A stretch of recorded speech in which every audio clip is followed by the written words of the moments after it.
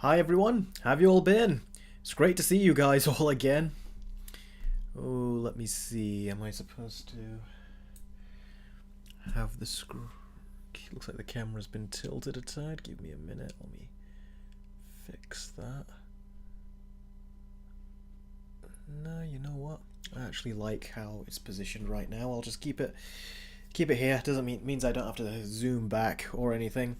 So, how have you guys all been? It's great to see you all again. I can already see your names in the chat. The Dark Lord, JD Batsman, Rohan, Batman235, The Dark Lord, Big Bash, Dead Wolf Productions, Khan, Goat is in the chat, Charleston, DC09, Crazy Cat Lady. I can see instantly Crazy Cat Lady because she's a member and her name has got a star next to it and is also highlighted. Robin is here, Spirit Hero, Andrew Edits, Selena, the G Gamer, Griffin99. Oh, it's so great to see all of you again. Big Bash says I joined your Patreon. I know, I messaged you when you did, so thank you very much for joining my Patreon. Electrify is here. Yeah, for those of you that don't know, I've already reacted to the first 2 episodes of Daredevil Born Again on my Patreon. I'm gonna react to the 3rd episode very soon as well, so yeah, stay tuned for all of that. Batman235 says, how have you been, Captain Eric? I've been very good, thank you very much.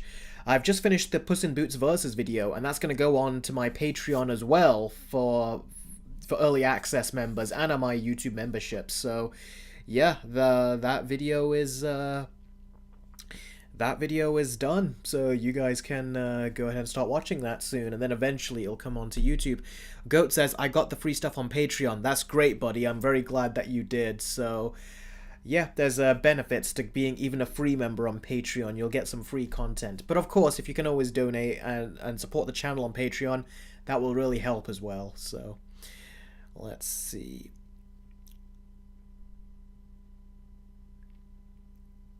Big Bash says, let's go. I can watch the Puss in Boots video early. Yes, you can, because you're a patron, so you can watch it early. Trevor, howdy to you too, bud. What's your rating for Creature Commando? 7 out of 10 or 8 out of 10? I can't remember. It's on my Patreon and my YouTube memberships, I think. I've put them all there, so you should be able to see my thoughts on it there. Ah, Crazy Cat Lady says, showing my nephew Boy and the Heron for the first time. I still haven't seen that movie. I still have to.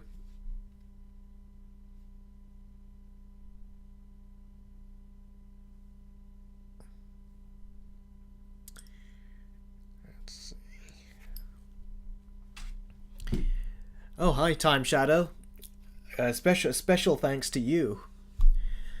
How long till the Puss in Boots video releases on your channel? It'll be a few days, but if you're a patron or a YouTube member, you'll get to see the video hopefully by today. So after the stream, I'll get to uploading it. Electrify says, I may wait until all the episodes have been released for Daredevil Born Again. Yeah, that's certainly a way to do it. I mean, it would be better if they would just release them all at once, because that's how... I mean, Daredevil pretty much pioneered the whole binge watch model, and for them to say that we're not going to be letting you binge watch it, you're going to have to watch it one a week, is really quite lame. Plus, I have been watching Season 1 of Daredevil recently, and I think I'm on episode 8 or something now, I think. So I've been rewatching Season 1. It's so nice to binge that show. Plus, I haven't seen it since I think when it first came out, so it's cool to see it again. It's really cool. And I'm going to work my way through Season 2 as well and watch that. So yeah, very excited to go through the show again. Oh, I just realized it's raining outside.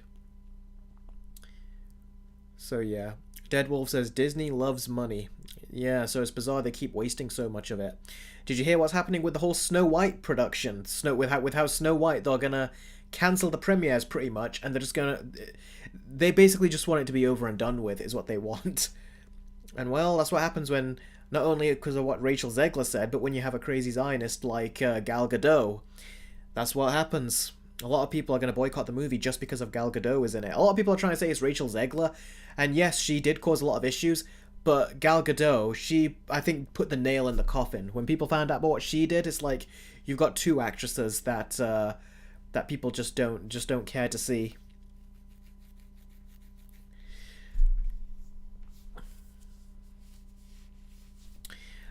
Big Bash says, Eric, how would you rank these villains? The Vilgax, the 2003 Shredder, or Slade from Teen Titans?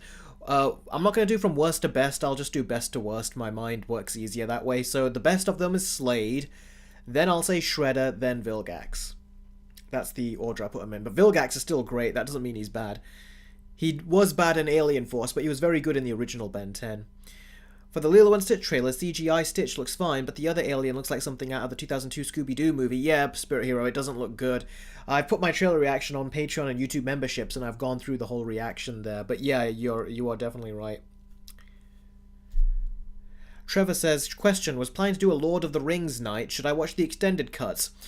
Only watch the extended cuts if you've seen the theatrical cuts, but if this is your first time watching it, then I would highly recommend that you watch the theatrical cuts, because they are better, in my opinion.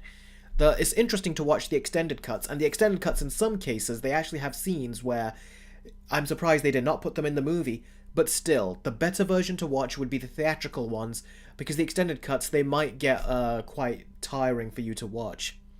So you might get burnt out. So start the way we all did, the theatrical cuts, and then go back and watch the extended ones, and you'll appreciate the differences and changes. Joshman says, how's it going, Eric, and how's it going on the Versus video Puss in Boots? It's going very well, Josh, and I just spoke about this before you came here. I actually said that the Puss in Boots Versus video is complete. It's done. So if you're a patron or a YouTube member, you'll get early access to it by, hopefully when I finish the stream. I'm going to watch the video one last time, check, make sure it's all good, then I'll publish it on Patreon and YouTube memberships for all of you to get early access to. And then a few days later, it will end up on YouTube for everyone else to see. So, yeah, the video's done. It took a while to get it done. A lot of work went into it. A lot of hard work. So please do watch the whole video if you guys can, and give it a thumbs up as well. That would help a great deal. And yeah, I spent so many hours on that Versus video, so I really hope you enjoy it. Especially Gregory, because he commissioned it, so yeah.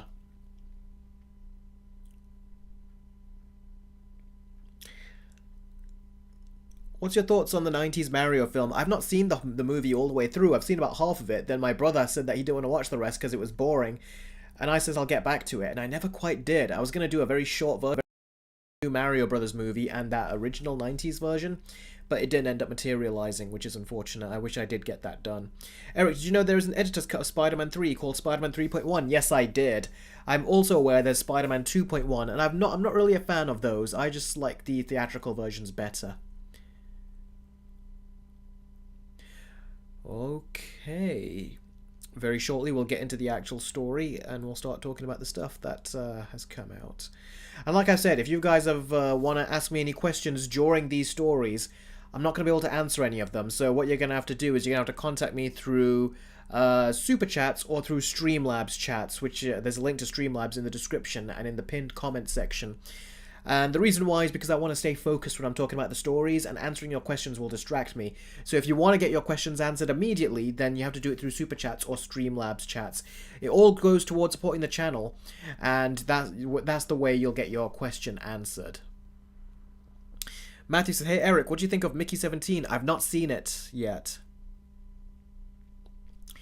We just have 2 stories. Yeah, Selena, we only have 2 stories. Nothing really interesting came out of late, so we're going to have to wait.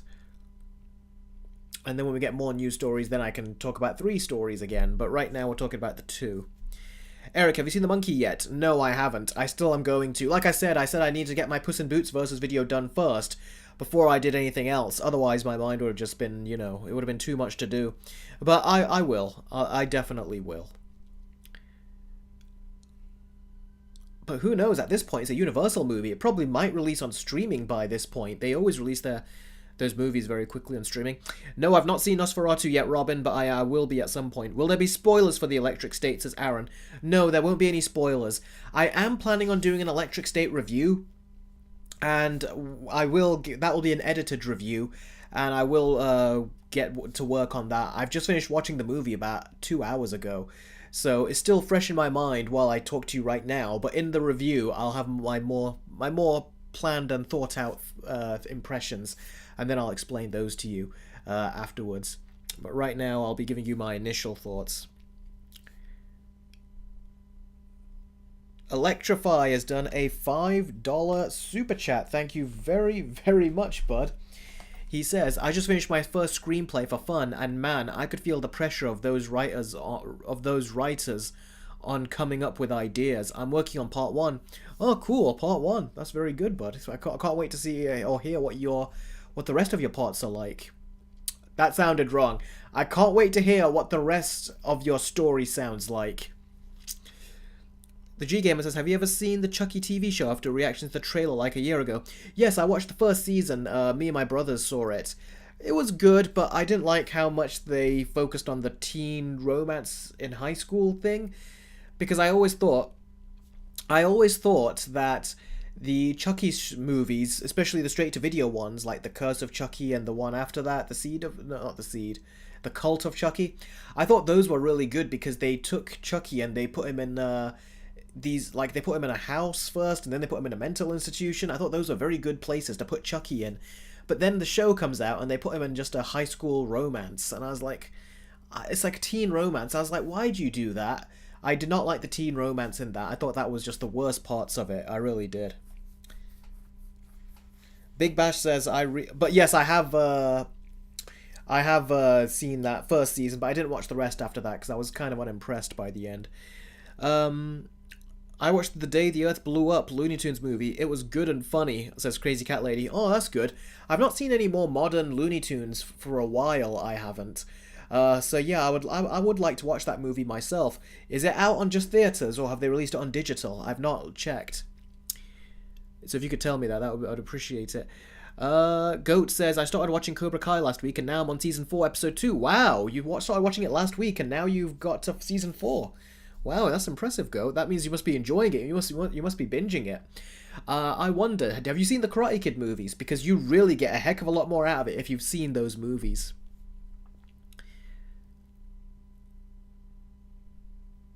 Charlton, I've not seen Invincible Season 3 yet, but I will. But I haven't seen them yet. I'm going through Daredevil right now.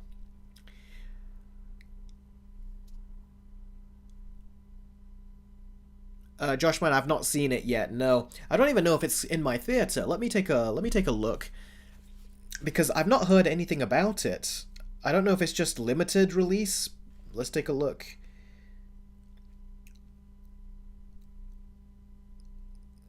Wow, when you go through the movies in theaters right now, it's a very unimpressive slate, I gotta say.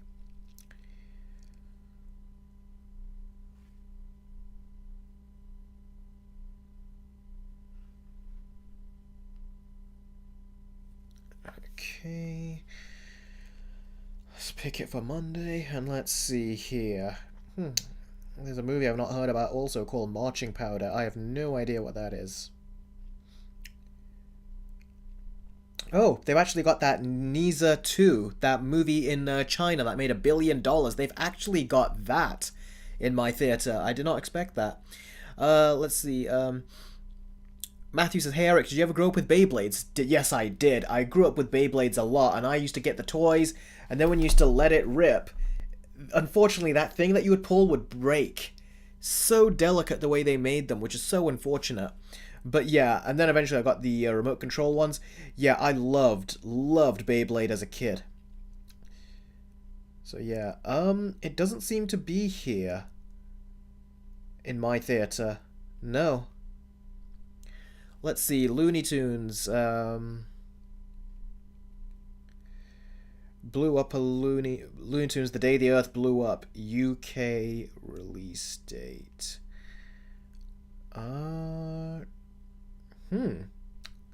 It says 14th of March in the US. It doesn't seem to have a release date for the UK. Let's take a quick look. Sorry, let me just take a quick check and see. When does the movie come out in the UK?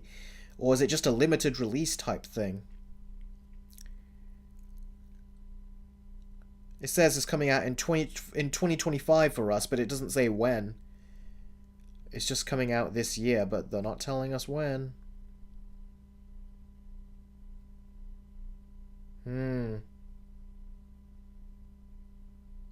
That is unfortunate. So yeah, we'll have to see. Most likely, if they've not given it a release date, I wonder when we'll get it. I'm surprised they didn't just send it to streaming. I did hear that the Ketchup Studios, funny name, are the ones that are distributing the film, and they distributed that cheap Hellboy movie, didn't they? So that was interesting. I didn't expect them to do that, but I'm glad they did, because this would have been another movie that probably would have just been sitting on the shelf. They made remote-controlled ones. I swear the UK isn't lucky with release dates at all, says Big Bash. Yeah, sometimes we're not. Seriously, Andrew edits. Nizza 2 is now the fifth highest-grossing movie of all time. Wow, impressive. What are your thoughts on Andy Serkis as Alfred, says Big Bash. I like him. He's not my favourite, but I do like him. Alright then, so with that said, it's time to move on to the story of the day. So first things first, we're going to be talking about Sadie Sink has been cast in Spider-Man 4, which is starring Tom Holland. Now, for those of you that don't know, Sadie Sink is in Stranger Things, and in Season 2 I thought she did a very good job. In Season 3, I thought her character was very interesting and a cool addition to the group. Then we had Season 3, and in Season 3, I thought she started to be problematic. I thought it was cool I was thinking Mike should just let her on the team, but then she very quickly was turning 11 against her friends. And I was like, come on, now she's just... It feels like she's turning 11 against the guys. And when... what was his name? Lucas. When Lucas had to say... Go on, I'll distract Max, you talk to 11. I was like, okay, the fact that you have to distract Max means that she's an obstacle. She's kind of getting in the way of their friendship. She got on my nerves in that. And then Season 4, I know she was going through some shit, but ultimately, her character was so moody, I just couldn't care for her anymore. Even once she loosened up, she was still very moody. So Sadie Sink always plays these very moody characters. And she played another moody character where she was like the spawn of Satan. I can't remember what the name of that movie was called, but she was moody in that. She was also moody in that movie that had Brendan Fraser as the whale. That was it. She was very moody in that movie as well, like disgustingly moody, like very disrespectful. She actually bothered me in that movie, how like rude she was being to her father. And then she was also in another project, which I can't remember, but also in that, she was also moody. She keeps playing these moody characters, so for her to be in Spider-Man 4... I don't want her to be in it if she's just going to be another moody character. So, I really hope they don't do that. However, there's rumors going around now. So, there's, first of all, it pretty much seems like they're pinning it down to two characters that she could be playing. One is Jean Grey, who I think she's playing, and the other is Mary Jane. Now, first of all, if she's Mary Jane, I don't want to see her playing Mary Jane. It very much goes again towards the whole moody element that I mentioned.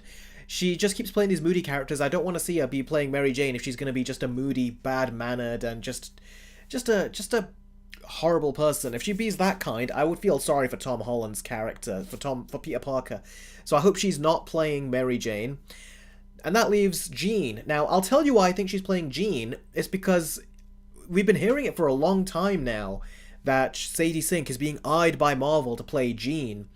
And if it was not out there for, like, you know, in the articles for you guys to read, it was definitely there if you knew where to look from certain Hollywood insiders who were, you know, dropping news on this. They were saying that Sadie Sink was being eyed to play Jean Grey. Now, Jean is supposed to be one of the more older X-Men, and for her to essentially be, like, people will talk about Sadie Sink's age, which is about 22. If she plays Jean, that's too young. And not only that, but it continues a trend which I don't like when it comes to the Jean Grey casting. When you look at Famke Janssen in the first X-Men, and then you look at the actress that played her in the First Class cast in X-Men Apocalypse, they hired actresses that usually can play it quite moody. Now, Famke Janssen, she was less moody, but she usually plays crazy characters in the movies that she's in. And then eventually Jean did become crazy in X-Men 3. And then the actress that played her in X-Men Apocalypse and Dark Phoenix, I can't remember her name. What was her name? If you guys can comment in the comments for me, in the chat for me. But she played Jean afterwards in X-Men Apocalypse, and she was also someone who was very, like, moody or mellow. She was just not a very... Sophie Turner, thank you very much, Theron. I appreciate that, bud. But yeah, Sophie Turner, she's also played characters that are very reserved and pulled back. And again, for some reason, they said that that's our Jean, even though Jean's not like that really in the comics or in the animated series. And now, if they're casting Sadie Sink, again, it very much follows in the reserved personality traits. It's like why are they hiring these actresses that are very reserved to play Jean Grey, a character that's supposed to be more motherly in nature? It's something that I don't understand why they do, but they keep doing it, and I really hope that Sadie Sink does not play that, because I don't want another moody version of Jean. I want a Jean that is more motherly, someone who's more older, someone who actually like looks after the younger X-Men. But for her to essentially just be playing another version of it, which is supposed to be just another moody type of Jean Grey or another reserved Jean Grey, I don't want that. Now let's see, Marty Wovian has tipped £1. Thank you very much for that, buddy. I appreciate that. And you did it through Streamlabs, so thank you very much. He says, she's one of my favorite Stranger Things characters. It'd be strange to have two MJs, but I could kinda see it. With Jean Grey, I don't know. It seems strange to make a big deal out of her being in Spider-Man 4, only for her to play an X-Men character. MJ's a bit more friendly than Max. MJ is, but that's the thing. I'm saying for some reason, I don't know why, Sadie Sink, all these characters that she's cast to play, they all have a temper on them. And I feel like if they're casting her for this, I can't help but wonder, are they casting her because they want her to have another temper? Or did they see a more playful side to her? Because that's what she needs to bring in, and I just don't really see that from her, at least in the roles I've seen her in, and she's played a lot of roles. Theron says she could play Firestar. Well, we'll see, but I don't think Marvel... I'll tell you why I don't think she's going to play that. I don't think Marvel, in the situation they're in right now, I don't think they're going to want to keep hiring these D-list superheroes or D-list villains. I think if they're going to be hiring any more characters now, they want it to be characters that people recognize. So I don't think Firestar will be it. I think it will be either Jean Grey or Mary Jane, but I think it's going to be Jean Grey because there's been a lot of talk that she would be playing Jean Grey and that Marvel were eyeing her for that role. So I think she's going to be playing Jean Grey. That's what I think. If I was a betting man, that's what I would bet on. Theron says maybe Gwen. I don't think so. Gwen is a blonde. She's not a redhead. They've gone very much for a redhead, so they've gone for that for a reason. So I don't think so. Sydney Sweeney should play Black Cat, says Big Bash. I think she's too old to play Black Cat because she's got to play Black Cat opposite Tom Holland. And I think Sydney Sweeney, she seems older than Tom Holland, who's Tom Holland's got like a permanent baby face on him, and I think that he's too young for Sydney Sweeney. She looks older than him by a lot. Even if the age difference is not that big, it always looks like it is between those two. But we'll see what they do. Emma Stone was a redhead, said Selena. Yeah, true. So they could change her hair into blonde, but I don't think they're gonna... I don't know. I feel like... I mean, it could happen, but I've never heard any rumors about them wanting to cast her for Gwen Stacy. You're the first person I've heard say that. Like I said, the rumors that I've heard a lot and the stories I've heard a lot is that they wanted to play Jean Grey. And that means if they make her play Jean Grey, that means they're casting a much younger X-Men. So that's interesting to think about. They're going to be hiring a lot more young actors, because if Jean Grey is about 22, which is how old Sadie Sink is, that means the other actors that they're going to cast for the other X-Men who are younger than Jean Grey and Scott are usually the older of the X-Men. That means they're going to be casting younger X-Men who are going to be even younger. So that means they're most likely going to try to get younger actors to play the X-Men. I think they're going to go the X-Men Evolution route. If you remember that show, X-Men Evolution, I think that's the route they're going to go. And they're going to cast younger, is what I think. That's if she plays Jean, but I think we all want the adult X-Men. We don't want the kiddie versions of the X-Men, and it kind of annoys me that that's the direction they're going, if that is the direction they're going. So yeah, I really hope they don't do that, in my opinion. So yeah, do you guys have any questions with regards to this? Do you have any other guesses as to who she could be playing? And who do you think that she's going to be playing? Do you think she's definitely going to be playing Mary Jane or Jean Grey? Or do you think that there's circumstances and evidence that proves that she'll play a different character? Be sure to let me know right now in the comments right here. Evolution is very underrated, says Theron. It is. I've only seen, I think, the first 2 seasons. I got to see the finale for season 2. I've still not seen that yet, but yeah, it's very good. Andrew Edit says maybe she's playing Aunt May. Yeah, that's not happening. She looks more like a Gwen Stacy to me, says Spirit Hero. I don't know. I don't even think she looks like a Gwen Stacy, to be honest with you. She doesn't look like a Mary Jane or a Gwen Stacy. She also, like Tom Holland, has got like a permanent baby face. So that's what I think there. She looks more like a... no, I've read that. I think younger X-Men sounds interesting, says Saeed. Yeah, but at the same time, I feel like the X-Men, it's kind of in the name. That the X-Men, the grown adults, not X-boys or anything. You know. So, yeah, I would say that it needs to be... They need to make them... They need to make them older. I don't want to see kids. Marvel are already doing the Young Avengers and stuff. That's enough kids. Let's get back to casting the adult actors. Otherwise, if the X-Men are young, that essentially will make them the Teen Titans. Like Marvel's Teen Titans. And they're already thinking of working on a Young Avengers, so...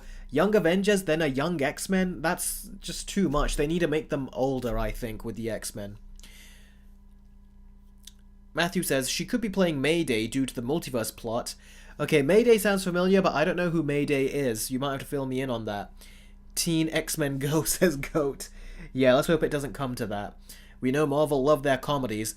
Jess says, oh, hi Jess, says, Tobey Maguire and Andrew Garfield are more manly, more than Tom Holland. They do look older. Tom Holland, like I said, he has like that permanent baby face on him. So yeah.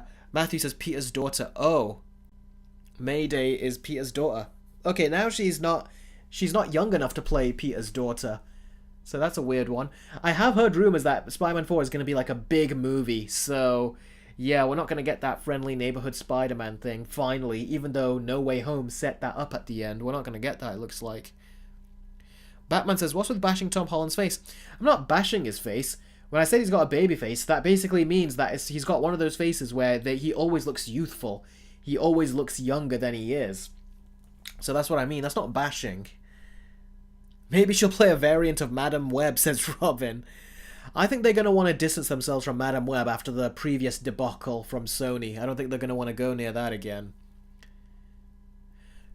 Darren says, Toby's Peter and MJ's daughter, I imagine. Yeah, but this is going to be Spider-Man 4. I think she's going to be a character that relates more to Tom Holland than the others, I think.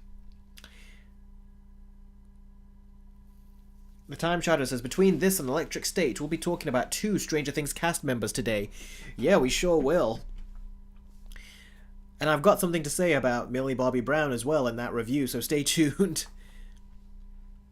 Okay, Deadwolf, I know you're joking, but Deadwolf says, she could be playing a gender-bent Harry Osborn. That'd be horrible. Yeah, that would be, but that's not what they're doing. They're clearly going to cast her to play... either Jean Grey or Mary Jane, clearly. I'd rather have the new female lead be Anya Taylor-Joy as Black Cat. But again, isn't she older? Too much older compared to Tom Holland. They got to get someone in his age range is what they're going to want to do if they're going to want to get a Black Cat. Unless, I feel like she could play Andrew Garfield's Black Cat. I could imagine she'd be good casting for that. Khan says it's just going to be another multiverse film, isn't it? I wouldn't be surprised if it is, yeah. Maybe she could be Harriet Osborn. I wasn't aware of that character. She is the new Black Widow from another universe. And no more Black Widows. Captain America Brave New World had a Black Widow, and they didn't even develop her. So no, I'd say no more Black Widows. I'm done with the Black Widows. Oh, Sarah! It's great to see you, Sarah. She goes, sorry I'm late.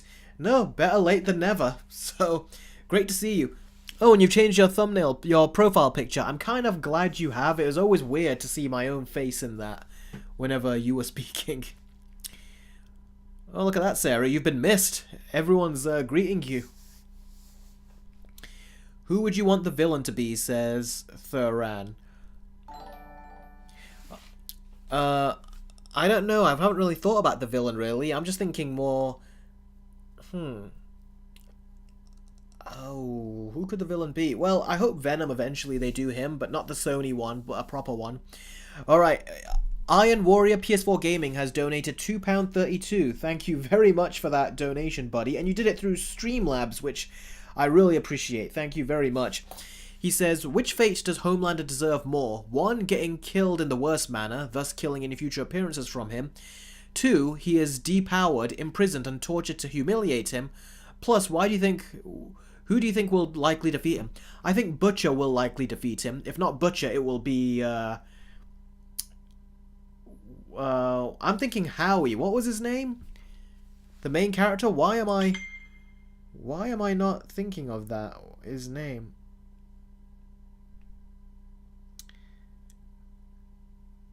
Huey, not Howie. Huey. There you go. I was like, why am I doing that? Yeah, it could be Huey. I feel like they might do that. We'll have to see. But yeah, in terms of killing him, I would say killing him in the worst manner, or have someone kill him the way he's killed other people, and let him slowly feel it, is what I would say. He deserves something. Sarah, I haven't done the monkey review yet, because I said what I'm going to do is I'm going to finish the Puss in Boots versus video first, so I can, once I finish that, then I can move on to a couple other projects. So that's what I'm planning on doing. I'm planning on doing that, basically. So the monkey review is coming. Don't worry about that. Sarah's like, tis tis, I want my monkey. You'll get your monkey. And maybe in that, because I've taken longer to do the video, maybe I'll combine that video with 2 reviews, 2 horror reviews, or 3 horror reviews, rather than just 1. So, yeah. I'm going to watch Puss in Boots The Last Wish tomorrow, says Jess. Sarah goes, nah, joke, take your time. Yeah, no problem, I will make sure that I get... It's always down to quality. I'm making sure that the quality of each video is done well. And also, I've got some stuff going on in my own personal life, so I have to balance all of that. But thank you very much, Sarah. And thank you for your donation last time. Like I said, it always helps. So thank you very much. Right now, we've got another one going. I think you weren't here last time. It's a review for Mickey 17. Hang on. I don't know why it's taking time. There you go. We've got another one going for Mickey 17. You weren't here the last week when I did that. But yeah, that's another one we got going. So, yeah. Maybe the Mickey 17 review I can do in my car, because I haven't done that car review in a while. It'd be nice to mix it up that way. Eric, have you put any Planet of the Apes references? Not yet. Sarah says, is that still on? Do you mean the Mickey 17 goal? Yeah, that's still on, that is, yeah.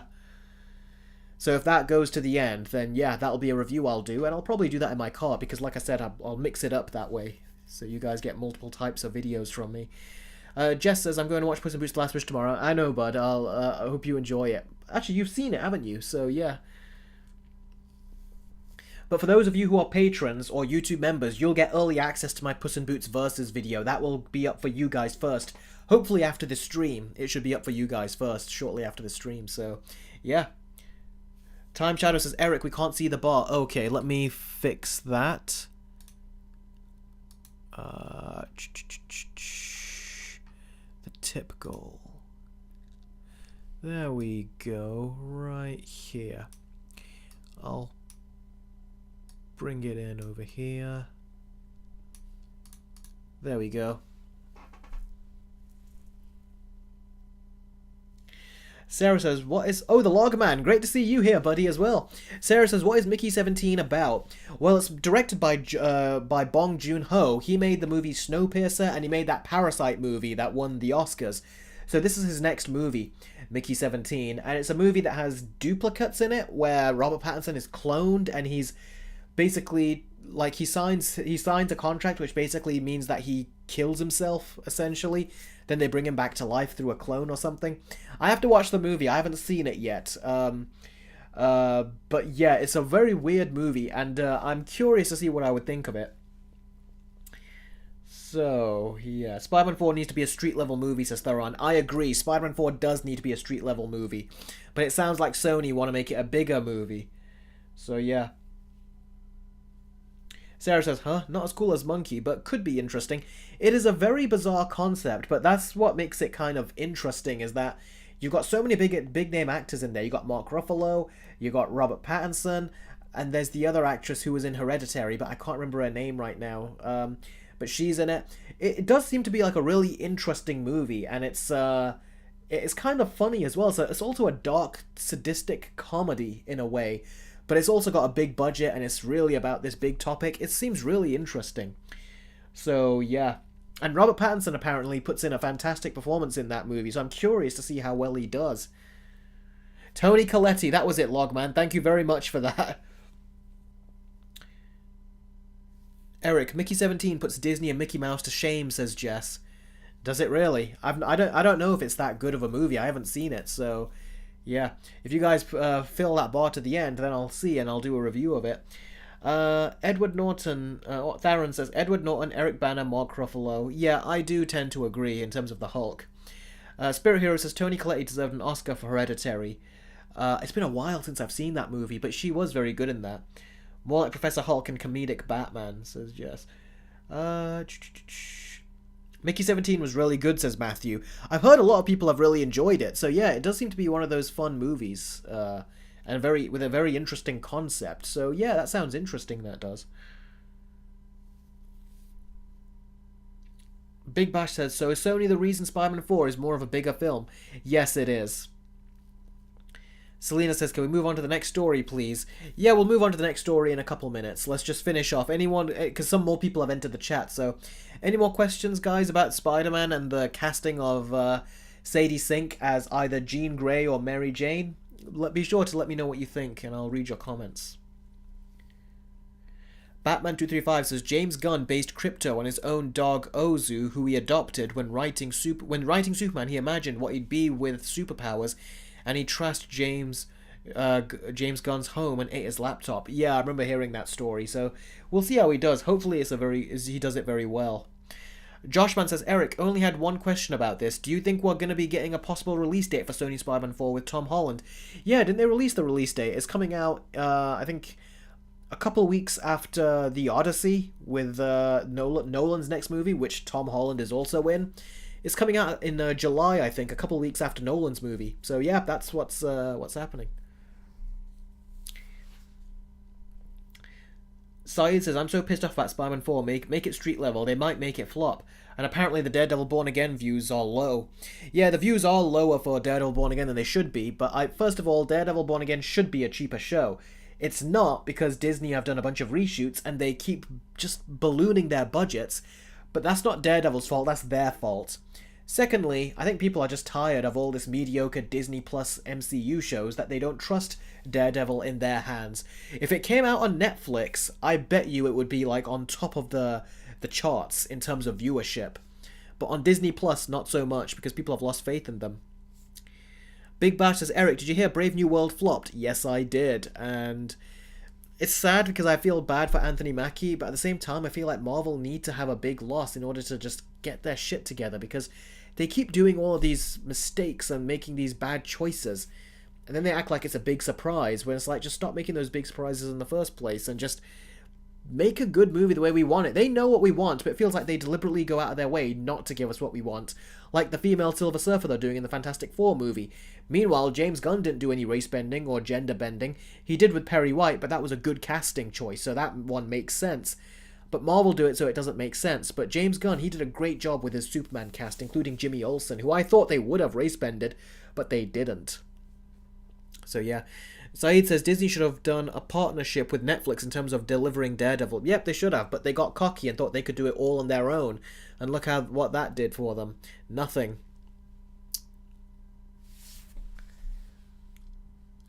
Sarah says, have to go take a shower. How long is left? I want to come back. Oh, there's plenty of time left, Sarah. Let's see. About an hour left we'll have on the stream, so there'll be plenty of time. So yeah, be sure to come back and let me know when you do. I'd love to hear your input on what I talk about as well. Matthew says, I heard news that Stephen King is making a sequel novel to It, where it follows the main character's kids. Is he really? That would be surprising. I wonder if the studio asked him to do it, so then they can adapt it into another movie.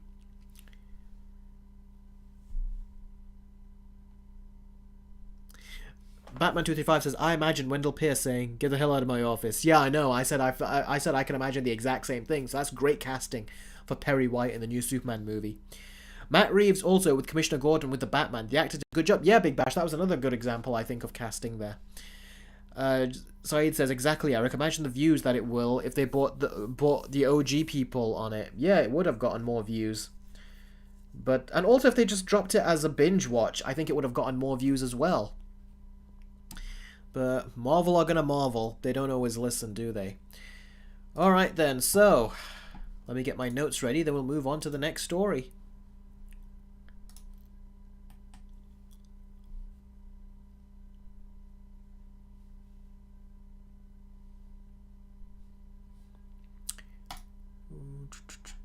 Ah, here we go.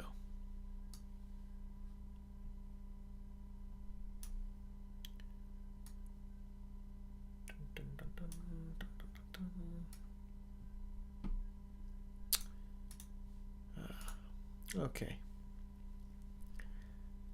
Goat, I know female Silver Surfer exists in the comics, but they did it from the perspective of race bending. That's how I see it. They did it from the perspective of race bending, and then they says, well, people are going to get mad, so what do we do? How do we not get them mad? And then they says, how about we just say that the character is from the comics? Then they can't get mad. That's just a tactic they're using. Ultimately, Galactus is here, just like how Galactus is for the male Silver Surfer. So that tells you right there. They took the male Silver Surfer and swapped him out with the female one. Because Galactus, that's Nor-Red. That's the male Silver Surfer's story. So the fact that now the female Silver Surfer has it basically tells you that it was a gender swap the whole time, but they're posing it as, well, that character was in the comics the whole time. Yeah, but Nor-Red went up against Galactus. So you've changed it. So yeah, alright, now it's time to talk about The Electric State. Now, this is a movie that was directed by the Russo brothers. The Russo brothers, for those of you who don't know, but I'm sure you all do, the Russo brothers directed Captain America the Winter Soldier, Captain America Civil War, Avengers Infinity War, and Avengers Endgame. And they were the ones that have made... After that, they made 3 other movies. They made a movie called Cherry, which went on Apple TV Plus during the pandemic. Not a good movie. They made The Gray Man, which went on Netflix. Not a good movie, but had very good action sequences. And now they've made The Electric State, a movie that apparently was supposed to cost around $250 million, but the budget ballooned up to like $320 million. That makes it one of the most expensive movies ever made, and it definitely makes it the most expensive movie that Netflix has produced. So, what is this movie about, essentially, The Electric State? Well, in the year 1990, robots become sentient and do not want to serve their human leaders. They don't want to serve them anymore, and so a war between humans and robots breaks loose, and the war lasts for about 4 years. And in the end, the humans win and the robots were forced to leave. We then pick up with our main character, who is played by Millie Bobby Brown, and she finds a robot who claims to be controlled by her dead brother. Her brother is alive, it turns out, but she does not know where he is. So she goes with this robot, who apparently her brother is controlling, and she embarks on a journey with it to find her brother's body and rescue him wherever he is. On the way, she runs into Chris Pratt, because we need more star power, and so, you know, he joins our journey. That's basically the only reason. We needed more star power, and Millie Bobby Brown wasn't enough. So that's why they did it. So, Chris Pratt joins her, they both go on their journey, and they both try to stop some other complicated plot points that go on. Alright, so, this movie has been, before we talk about it, this movie has got a lot. Big Bash, the movie it starts off at 1990, but then it cuts to 4 years later when the war is over and the humans have won. So the war lasts for 4 years, but we are kind of shown like a flash forward of it, so we see the events and everything. Good times, it's going great, buddy. How are you? Glad you could join the stream. We're just about to review The Electric State. Or we're already reviewing it, and I'm just talking about the story now. And I'm reviewing it now. I just finished talking about the story. Alright, so, like I said, the budget for this movie was $320 million when it should have been about $250 million. And that's not the only issue with this movie. Take a look at this. Look at that tomato meter. That is insane. I don't think I've seen a meter that low before. And we've only got 90 reviews, but the majority of them do not like this movie. And the Russo brothers, post-Endgame, must be very used to that kind of score. I don't know what it is with the Russo brothers, but they just have... Jake's reaction says, wait, just got here. Oh, geez. The Russo brothers, their movies have been getting all rotten scores from Rotten Tomatoes post-Endgame, which is in stark contrast to when they were in the MCU and they were getting nothing but great reviews. So yeah, this says a lot. This says that the critics don't like their movie here, and that's a depressingly low score. But the thing is, normally we would say, well, critics, they're just overly harsh. They're always overly harsh. But I've seen this movie, and I've seen The Grey Man, which was their previous movie, and I saw just a little bit of Cherry, which was their first movie starring Tom Holland, their first movie post-Endgame. And I don't know what it is with the Russo brothers, but their movies are just so bad after Endgame. Cherry was so bad I couldn't even sit through the whole thing. I just watched a bit of it, then I stopped. The Grey Man I watched, and it was such a dull movie, but the only thing that kept me watching it was the action sequences. I thought the action sequences were really good in that film. And then the other movie after that they've made was The Electric State, and I've seen The Electric State, and this is where we're going to get into the review. Now, as far as the review goes for this movie, I'm going to talk about the good stuff first. Now, I thought that this was very competently made. I thought the production of it looked good. I thought the sound design was good. I thought, just in terms of putting the movie together, I was like, this is a good looking movie. Cinematography, I also thought there was some good cinematography at points as well. And Chris Pratt, he's doing a good job. He's doing what he always does, but, you know, he does a good job. What he always does, he does very well. So you really are able to enjoy that. That is about it for all the good stuff I've got for this movie. Seriously, like, I thought when I looked at that score, I thought the critics were just being overly harsh at first. Because I was like, come on, there's a lot of movies deserve 14%, but not this one. And I will say they're probably a little bit harsh, but I don't blame them for giving it that score. This movie is just a mess in, like, the absolute worst way, and it starts all the way from the beginning. It starts with the script. The script for this movie is so poorly written and is so bad, and it's just unfinished. It feels like it constantly takes you from plot point to plot point. It takes you from character development to character moment to character moment, but there's no development that comes with it. It feels more like they're just ticking off check boxes of the scenes that they've filmed, and they've said, okay, we've done the intro, we've established the character. What we've also done now is had the character talk about their grief. We've had the character meet someone where they give them hope to go out and venture out, and now we're going to have them go on an adventure. All this stuff happens so quickly, and it feels like you don't understand why the character is deciding to go on this adventure. It's like you've got the ingredients of it, but they're just all raw. They haven't been cooked or prepared. And I was like, this just feels unfinished. This feels like the script is at its bare, like, essentially is at its raw ingredients, but they've not been cooked, essentially. They've not heated those ingredients up. They're just raw, but they've left them there, and now they're saying, eat them. And it's like, this is unfinished. You haven't even started with this yet, and you expect me to, like, just go with that. That's what it feels like. It's just a big mess is what it is. It's a mess in terms of the story structure, and it's not only a mess in terms of that, it's also got very bad pacing. It's also got very bad pacing. The pacing of this, I was getting bored several times as I was watching this. I was like, I should be into this now, or into the journey. That's where we're going now, or setting off on our journey. And I just don't feel ready. If you look at The Fellowship of the Ring, or even The Hobbit, which are movies that people criticize a lot, they do the good enough build-up to the point that you actually feel like, you know what, I'm ready to set off on this journey with the characters. But the journey here was very poorly established. Also, the pacing... The movie is also boring and it lacks energy. It's like the movie has no soul.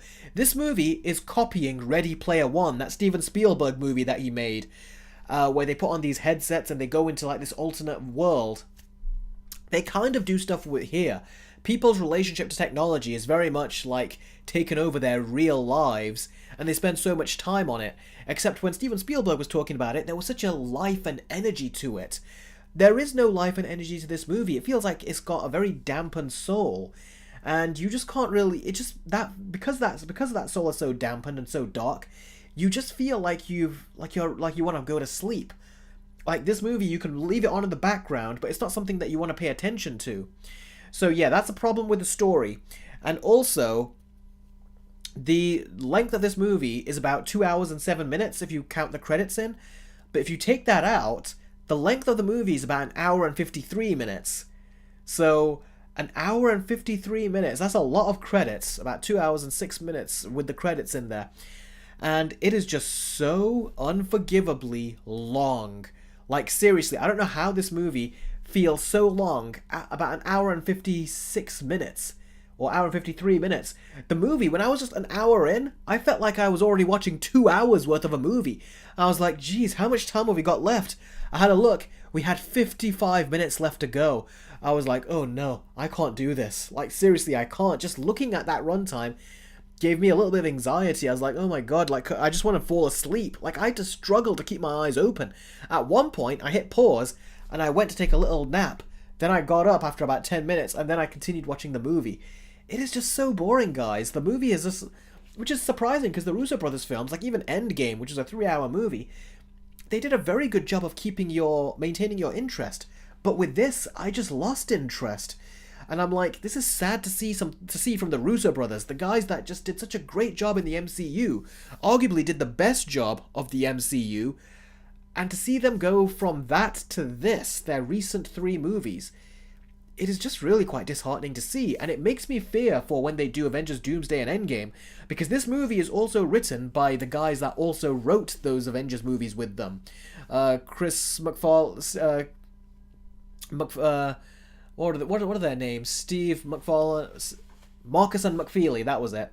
They are the ones who also wrote Winter Soldier, Civil War, Infinity War, and Endgame. And unfortunately, none of their writing genius comes through here. It's just a script that feels completely unfinished, and they've just started shooting around it anyway. And it surprises me how a movie like this ends up being $320 million. It does not look like that. It looks more like the budget was $120 to $150 million, not $320 million.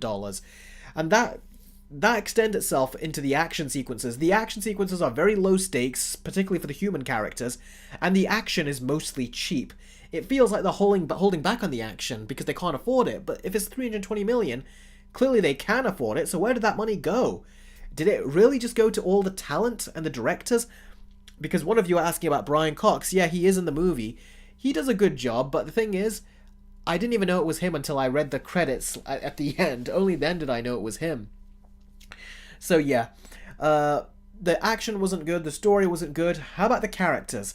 Well, I will say this, Millie Bobby Brown is okay, she's fine in the rest of the movie, but in the opening sequence when she's speaking to her brother, her acting is so terrible. I've not seen acting from her that was this bad. She talks like she doesn't know how to act, and it makes me think, how can the Russo brothers direct her this badly? How can they say, yep, that's it, cut, let's move on? You can't move on from that. You should tell her to redo it. But yeah, I was surprised at how bad she was. Just watch the first 5 minutes, guys, and you'll see how bad her acting is at the beginning. It is shockingly bad and very stiff. And also, I actually thought as well that there was just a lack of character. You don't care about any of these characters. They introduce them, and they kind of let you know what their characteristics are. Like, Chris Pratt is just... Well, he's just Chris Pratt, isn't he? Like he is in every movie. But unlike the other movies like Jurassic World or Guardians of the Galaxy or any other movie Chris Pratt is in, he's always playing Chris Pratt, but there's also a character attached to it. Here, it feels like he's just playing Chris Pratt and there is no character attached to it. So I thought that was a big issue. I thought that it's like there's no direction here and the script is not giving them anything to do. So yeah, he plays the, the moron as he always does, Chris Pratt, and that's fun, but it's not enough to have you care about his character. So if he dies, I just genuinely wouldn't have cared. So I think that what the Russos did they've just really disappointed with the script. They really have. The script is incredibly disappointing.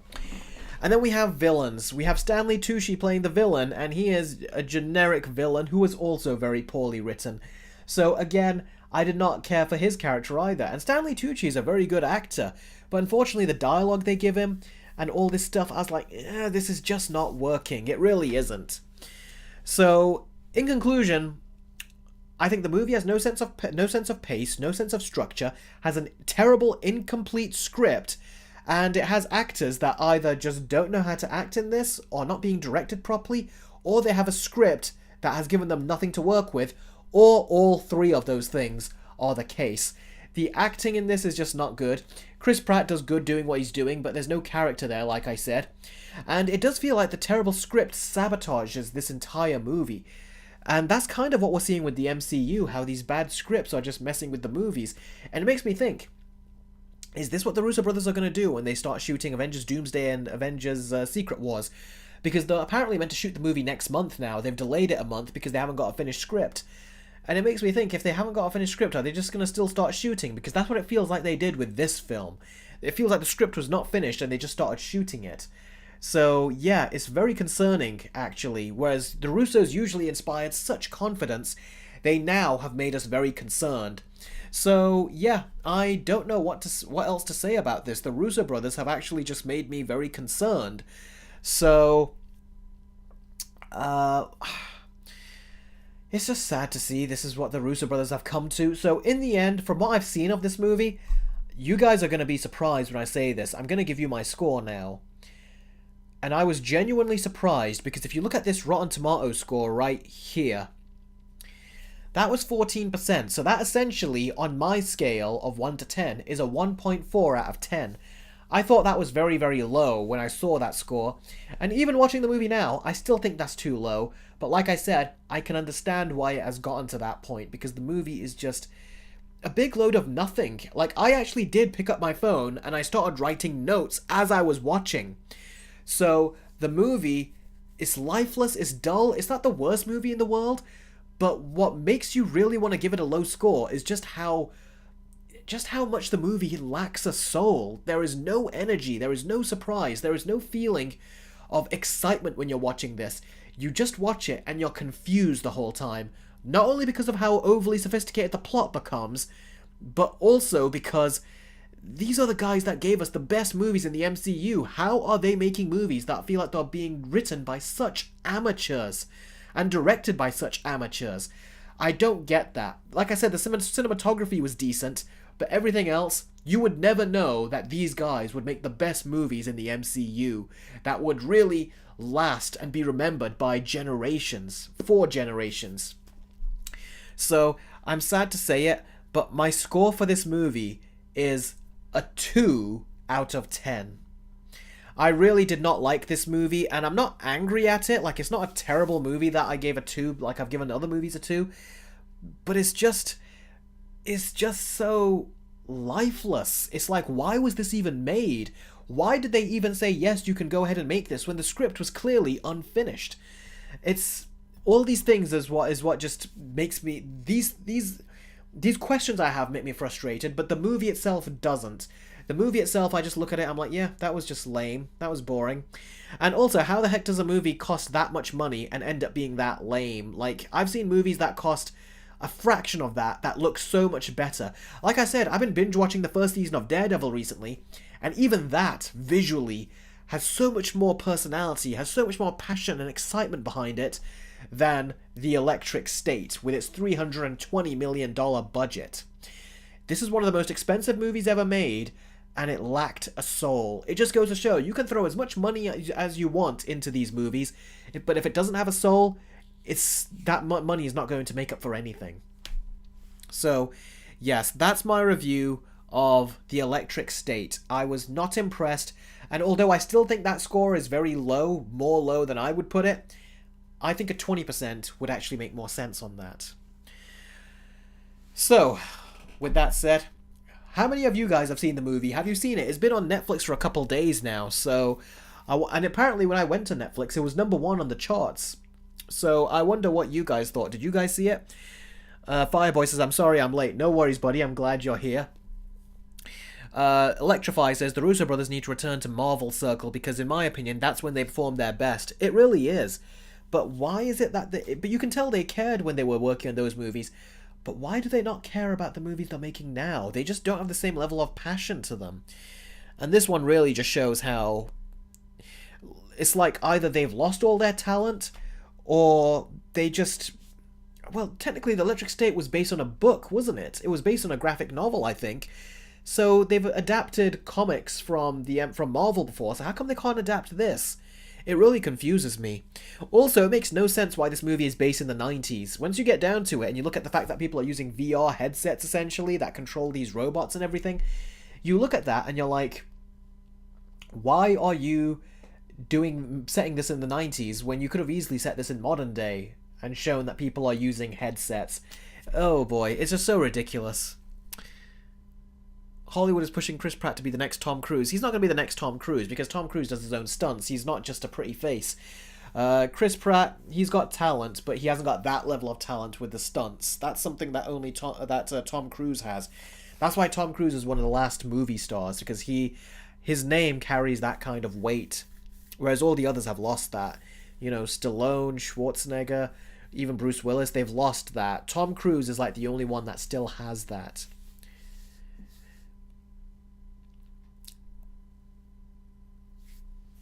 Fireboy, you've missed the two stories. The Sadie Sink story being cast in Spider-Man 4, and you also just missed the review for The Electric State.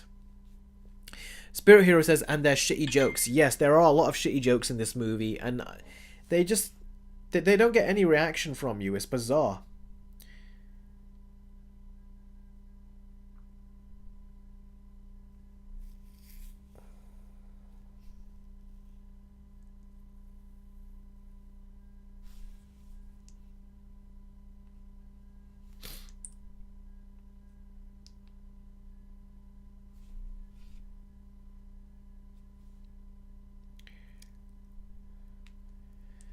Okay.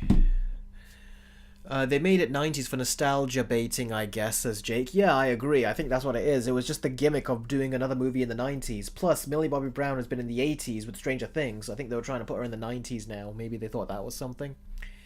The G-Gamer says, haven't seen it, so I can't say. Yeah, the movie is... I'm surprised that it cost as much as it did. I really am. The Iron Warrior has done another £2.32 Super Chat. Thank you very much for that, bud. And he says, let's see, Top Gun 2 or Mission Impossible 7 and why? Also, what is your hype level for Mission Impossible 8? Well, I'd say Mission Impossible 7. Top Gun 2 is good and all that, but Mission Impossible is just, it's a franchise I recognize, and it just gives you that feeling when you're watching another Mission Impossible movie and you hear that badass theme song. It just gets you excited and you're like, oh yeah, another one of those movies. I cannot wait. So, yeah, I'm super excited to see the next Mission Impossible. On a scale, is that what you asked? What is my hype level? My hype level is relatively low because it's been a long time, so I can wait. But I'd say a 7. I'd say I'm very excited. I'm very curious to see what they do. So yeah, I am very, very much looking forward to this. Give me a second.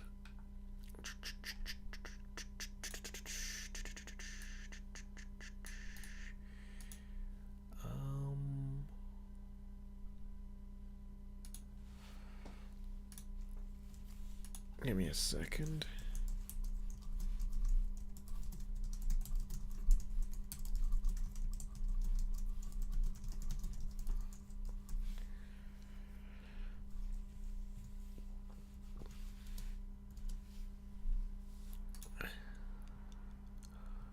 Okay.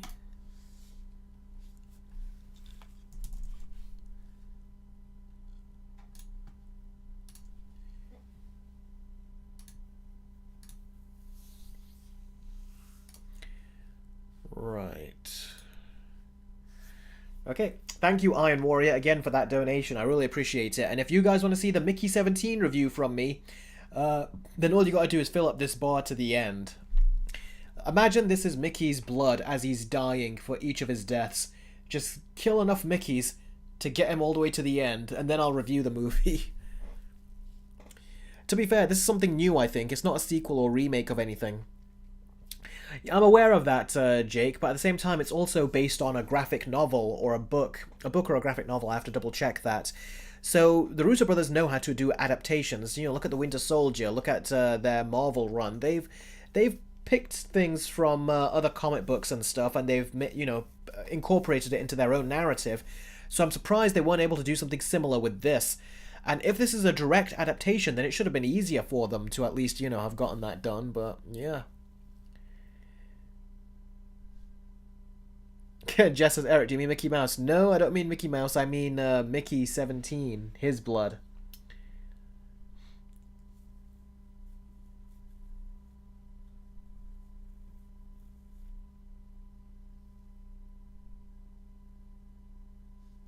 Off topic, why does Hawk have a scar in Cobra Kai? I can't remember now. No, he was born with it, that was it. It was something that he was born with. And the bullies at the beginning just teased him for it, even though he was born with it. But then Hawk turned into a big bully himself, he did. Like, he was getting out of control. Cole, it's great to see you, buddy. How have you been? Hey, Eric, what did you think of the movie? I was not impressed. I really wasn't. The review will be up, so you can watch it later if you want to. But yeah, I was not at all impressed with this movie, and that'll be very evident when you actually watch the video. Selena, oh, very good question. She goes, what do you think of the music in The Electric State? The music was done by Alan Silvestri. He did the music for the Avengers, the first movie. He also did the music for Avengers Infinity War and Endgame. The music, I thought, did not fit from beginning to end. It felt like they were playing music that was meant for another movie, and it felt like the music was not connecting with the character's state of mind as I was watching this film. So I didn't think the music worked, and when it came to the action sequences, the music felt like it was just a complete rip-off of the music from Infinity War when all our Avengers are fighting in Wakanda. Like, seriously, there's a lot of times the music reminded me of Infinity War and stuff, so yeah, it was a copy and paste. So yeah, the music, I think, was disappointing. They also have a ton of 90s songs, and it feels like they just forced them in, again, for nostalgia. It doesn't feel like there's actual structure there in terms of when they you know, added all those songs and stuff. So I'll say even James Gunn has a better understanding as to how to incorporate all those songs than Marvel do. Than the Russo brothers did in this particular movie. So very disappointing. They probably spent $239 million on Chris Pratt, lol. Millie Bobby Brown, I think I read recently, got a $20 million paycheck on one of the movies. I think her salary got leaked at some point, and she did not like that it got leaked. But yeah, she got a $20 million salary. I'm assuming Chris Pratt would get a $25 million. So that's about, or $30 million, so that's about $50 million there. And then if you count the Russos, I'm going to assume another $50 million, you know, for both of them. So that'll be another $25 million apiece for them. So that's $100 million. And then there are a bunch of other actors in there. There are Stanley Tucci, and there's Brian Cox, and there's all these other people. And I'm sure that must have pulled the price up as well. So yeah, probably they paid a lot of money for the talent that was involved. Anthony Mackie even voices a robot, which I didn't know until the very end, but that's supposed to be Chris Pratt's robot sidekick. I actually found him funny for a time until later on he got annoying. And him being voiced by Anthony Mackie, I think that makes sense as to why I found him so enjoyable at the beginning. But yeah, it was very disappointing, the movie. The music was, like I said, it did not fit. Woody Harrelson voiced Mr. Peanut. Yeah, there's another actor. They got a lot of voices in this. I think almost to a... it feels like almost to a pointless degree. It's like, I don't know why you would hire that many great actors. It's like they were trying to pull a Christopher Nolan. How Christopher Nolan has an A-list cast every time he has his movies. And I was like, it just doesn't quite work when the Russos do it in their version. It just feels like, yeah, a lot of us wouldn't have even known they were in it because they're playing a lot of voices for these robots. But when Christopher Nolan casts all these big names, even for small roles, you tend to see them. You know when they're there. But here you don't. They're just doing voices. So that was kind of lame. Fireboy says, do you think that Doomsday will be bad or not? I don't know, buddy. I really don't. It's just a mess. The Russos have proven that they're quite messy when it comes to making these movies lately as well. And Marvel are a mess at this point. They're also rushing Doomsday and Secret Wars. It's essentially the Infinity War and Endgame of the franchise before we even got any of the previous movies. So yeah, it just seems like very disappointing. So they're just rushing it. So yeah. The studio should use nostalgia as part of the story, not as bait, in my opinion. I agree. I'm just surprised that this is actually probably one of the worst things the Russo brothers have ever written. Like, genuinely, I would go there. It felt like a straight-to-video kind of movie, but it cost $340 million, so how could it feel like a straight-to-video kind of movie? It feels like the story was straight-to-video, but the budget was higher.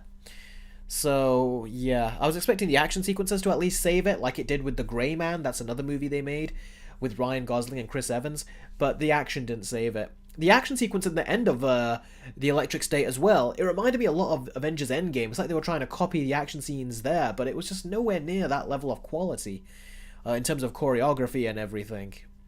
It really was disappointing. Is it worse than Love and Thunder? No, Jake. I don't think anything is worse than Love and Thunder. But Love and Thunder did have... It felt like... I don't think it had a soul. It just felt like it had too much people smiling, basically. So, yeah. But Love and Thunder was just so bad. Unbelievably bad.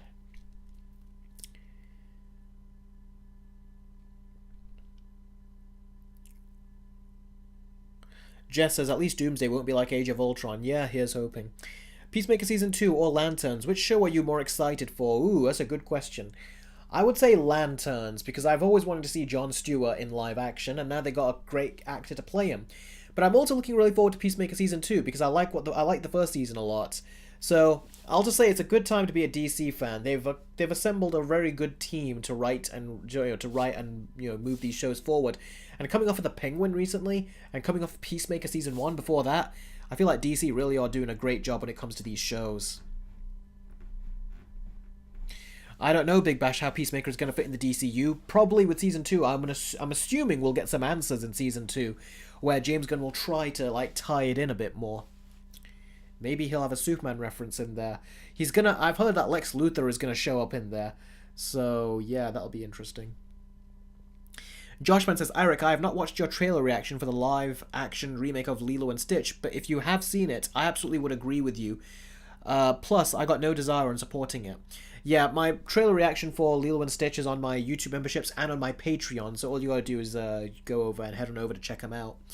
So, yeah. Rewatching the BA. Well, you removed that, so I think you're going to respell it. That will be useful. Peacemaker Season 1 had the DCEU heroes. Yes, it did, but they didn't show Superman in there and stuff. Well, I think James Gunn did say that's the only thing that didn't make sense in his show now. So he said that, yeah, all of it happened in the DCU, except for that ending. That's what he said, basically. So, yeah, he's kind of in a bit of a pickle, though, because it did happen at the end of the day. But with the people that watched it, I'm sure they'll now know what it means. Just ignore it.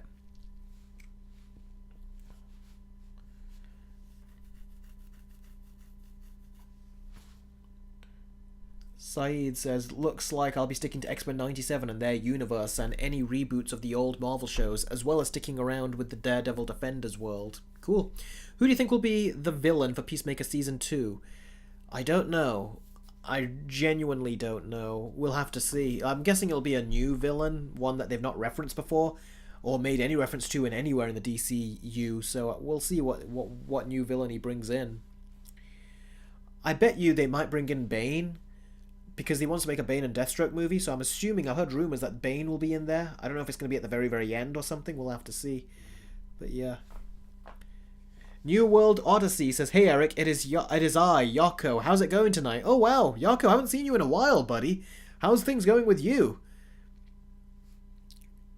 Are we in the Q&A now, says Time Shadow. And I'll ask one more time. Do you guys have any other questions or things you want to say about this movie?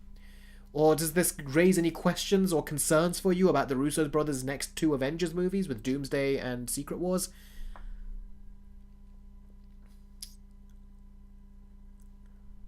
Big Bash says, is the Penguin Show good, Eric? I'm thinking about checking it out. Yes, it is. Definitely give it a watch. If you've seen The Batman as well, definitely give it a watch. Nathan Fillion is in Lanterns. Is he? I've not heard about that. People are thinking that he might die in the Superman movie because we've not heard about him being in any other films. So that's been something that people have been speculating. If The Electric State was in theaters, it would be a box office bomb. Definitely would be. Yeah. It would make some money, I think, but I don't think it would make the kind of money that it would need. At that budget, I think it would need to make $1 billion, I think, essentially, to make a worthwhile profit. Joshman says, Eric, I will say this though. I have not watched The Electric State, but I've been hearing what you have to say. That does make me concerned about what they're gonna do for Doomsday and Secret Wars. Yeah, it makes me concerned too. I wasn't concerned at first, but after seeing that, now I am concerned.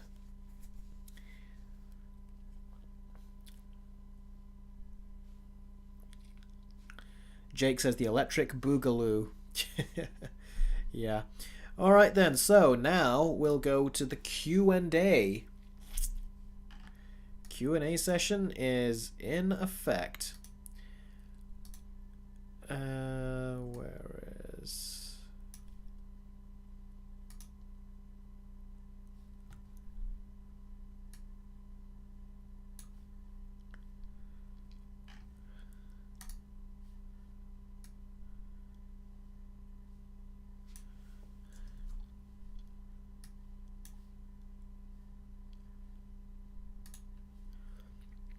Okay, so any questions you guys have,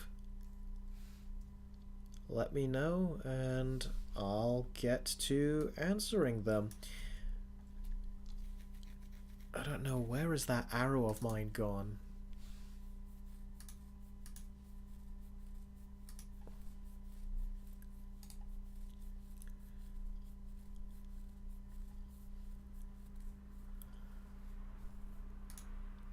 There it is.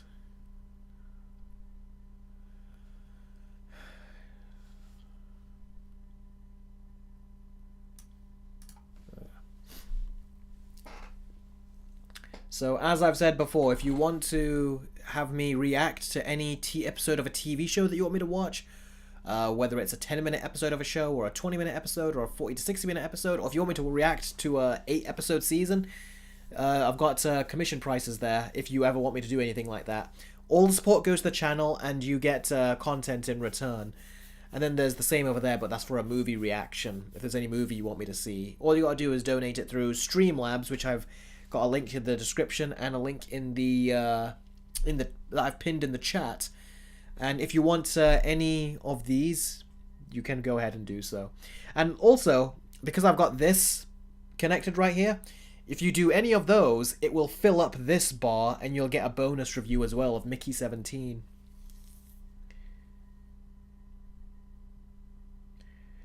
Have you reacted to The Last of Us Season 2 new trailer? I haven't, Electrify, and that's because I've not seen the first season, and that's kind of where I stopped. I didn't get the second game. I was going to buy it on day one at full price, but then when they did what they did, I don't want to give any spoilers for those that are going to be watching Season 2, but they did something which I did not like, and I was like, yep, I'm not going to buy the game, and to this day I haven't. I've seen some other clips of the story later on, but I've not watched it all the way through, and I don't really intend to either. So yeah. Yes, I have, Jake. I have heard of that Looney Tunes movie. In fact, I actually discussed that earlier on in the stream, and we had a look. It's not available in my location, unfortunately, so I'm not going to be able to see it. Probably I'll be able to see it when it comes out in digital. Maybe then I'll be able to see it. But yeah. New Yako says, things are finally getting better. I'm returning to college and I'm getting more shifts at work, so that's good. I also recently turned 20. How about you, buddy? Yeah, that's great to hear. Happy belated birthday to you, buddy. Yeah, no, things are going good. Things are nice. I'm having a nice time. I'm gonna turn 30 this June. So yeah, I'm hoping there's an uptick on my YouTube channel by then, like, you know, that I'm getting more viewership and everything, and if there is, I'll continue, but if there isn't, I've already said this before, that's where I'm going to take a back seat from YouTube and try to pursue other career paths. So then you won't be getting as much videos, anywhere near as much, sorry, I'm sorry to say, anywhere near as much videos from me. So I'm just letting you guys know that ahead of time in case you say, "Hey Eric, where are you?" That will be the reason why.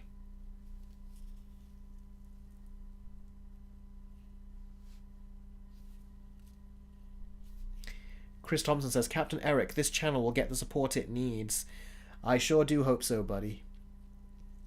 Because I do love doing this. This is something that this would be the dream if I could do this for a living, but it is very tricky to do so, especially because Google AdSense is not very reliable. That's why I always push Patreon and YouTube memberships, but specifically Patreon and Streamlabs. That's why I push those. But like I said, I never wanted you to just donate for nothing, so I always try to give you content in return. That's why I've got, things like this. I've taken feedback on board from people that have said, what about doing individual episodes and things? And I thought, very good idea, so I put them all there.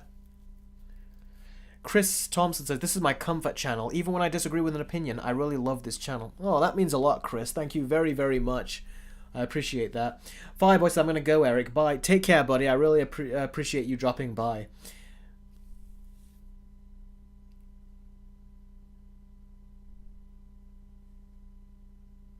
Thank you, Yako. That means a lot. I appreciate that.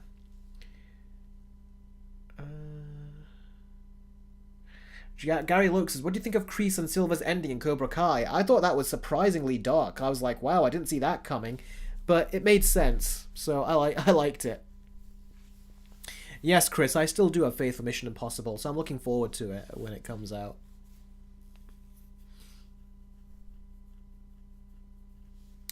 Big Bash says, I've been watching since 2018, and I'll be sad if you stop. Yeah, I'll be sad too, because I've made videos, like, that's always something that I've enjoyed doing with you guys. Something that makes me enjoy getting up every day is making videos for you guys. But yeah, it will be less often. Even these live streams will be, I'm sorry to say, will not be done on the weekly as always. Because, I'm going to have to completely manage my so yeah. But that's why I said, if my patrons go up significantly, that will be enough of an uptick for me to say, okay, I'll continue doing this. But, if it doesn't happen, then we'll see what happens. Spirit Hero, thank you for joining the stream. I appreciate it. Take care, buddy. Chris says, so do I. Tom Cruise is one of the only movie stars I get excited to watch. That's the same with many people. Big Bash says, if you stop, what will your schedule for YouTube be most likely, Eric? I don't know. It will depend what I do, so I'll have to see. Jess says, Eric, let's bring back the Deck the Hall writers to make Daredevil born again because they are the best talented writers. Yeah, Jess always knows how to troll me in that way, but I ain't falling for it, bud. I'm not falling for it. Joshman says, Eric, have you realized Mission Impossible The Final Reckoning is coming out on the exact same day as the live-action Lilo and Stitch remake? I did not know that.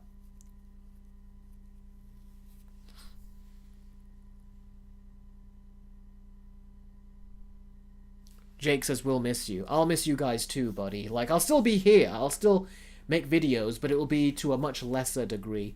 Like, it'll take me longer to get one video out compared to normal. So, yeah. Harry Potter TV show casted the black actor as Snape, says Gary Loke. Now it will look like James is racist for bullying Snape. Yeah, I agree. It really will.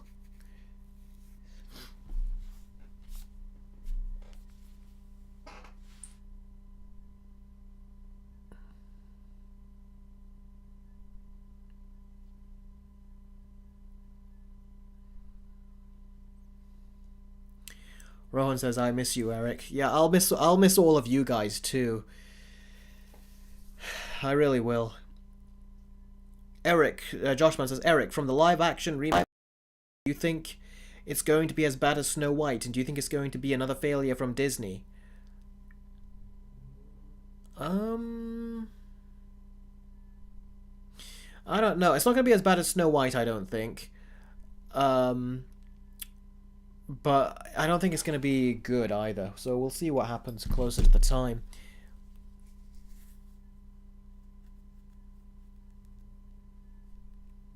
Three more months indeed, Yako, so let's hope everything, there is an uptick, let's hope. Joey says that, hey Eric, sorry I'm late, what did I miss? Pretty much everything, we're on the Q&A now, But if you want to ask any more questions, you can. Uh, Thank you very much, Cole. That really means a lot. Like, if a 50 people, for example, if 50 people joined my $10 perk, let me just go over here. Hang on a second. There's always a lot of these I've got here. Where is it? Oh, here we go. Let's get rid of the Mickey poster for a second. Yeah. So, if you have a look over here,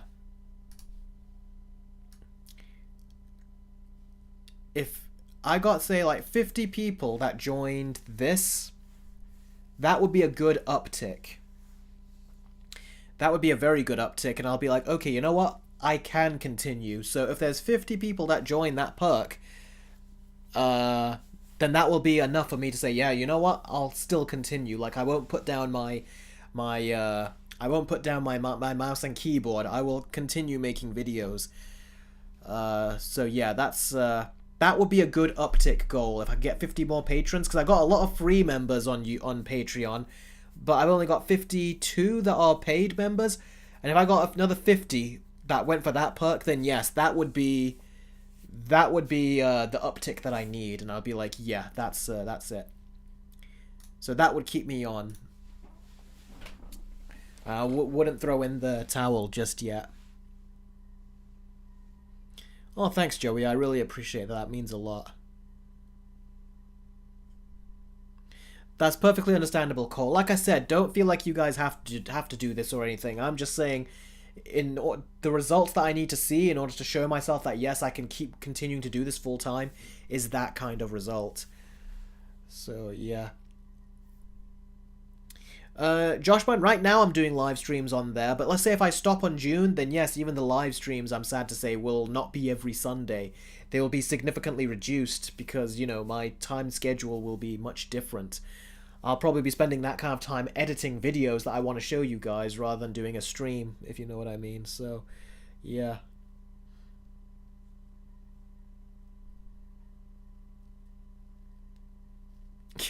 Chris says, fund Eric to watch all of One Piece and he'll be saved in no time. Yeah, that is true. That is true.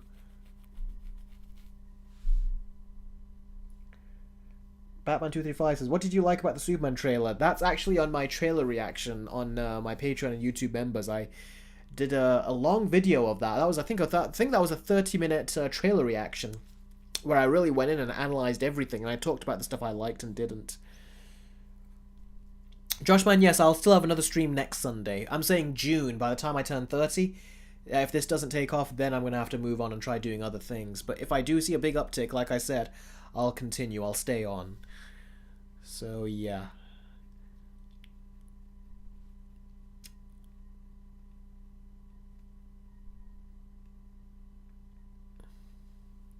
Joey says, what would be your score for Transformers 1, Eric, and why? My score would probably be an 8 out of 10, I think. I thought it was a very good movie.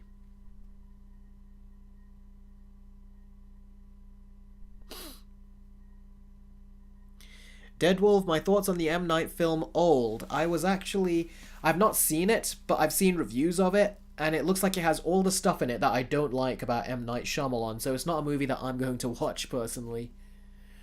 For that very reason.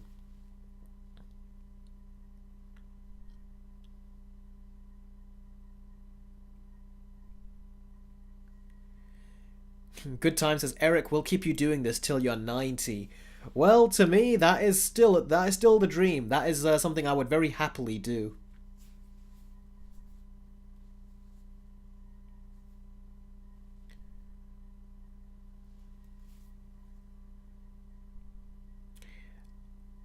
New World Odyssey says, if I could ask Eric, what kind of other career paths are you wishing to pursue out of curiosity? If you'd rather not say, that's okay.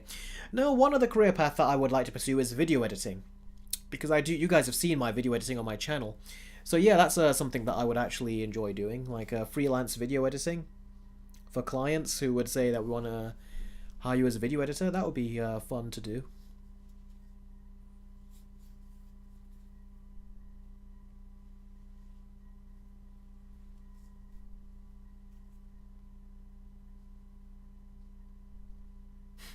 Jake said, I'd rather pass a kidney stone than watch the Snow White remake. Yeah, for me, I'm gonna watch that Snow White remake because I'm gonna do a versus video and compare it to the animated movie. And I've never seen the animated movie all the way through, so I was waiting all this time for that live action movie to come out so I could watch the animated film and then, you know, write my versus video and everything. Lucas Nunes says, Eric, what's your score for The Dark Knight Rises? I still give it a 10 out of 10. I don't think it's as good as Batman Begins, which I think I gave a 9 out of 10. But I was like, for what it was trying to do, for me, I saw the problems, but there was so much good stuff in it where I was like, yeah, I'm still giving it a high score. So I gave it that score. Aaron has done a super chat, a £2 super chat. Thank you very much, bud. He goes, what's MBB like? Oh, Millie Bobby Brown like in Electric, moody, friendly, rebel. She's kind of all three, basically. She goes through the emotions. Oh, it was a super chat. It wasn't a Streamlabs chat. It was a super chat. Oh, let me write that down in the correct one then.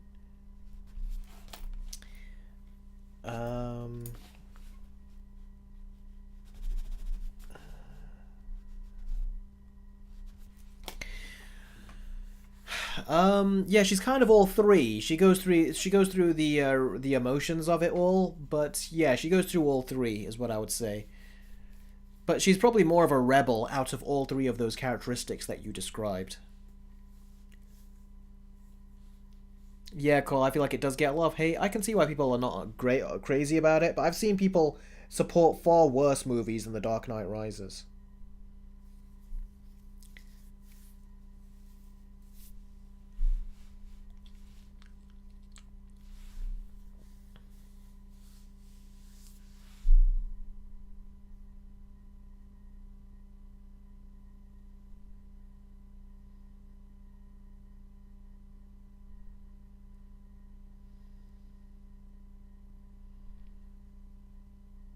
Cool, New World Odyssey. Cool.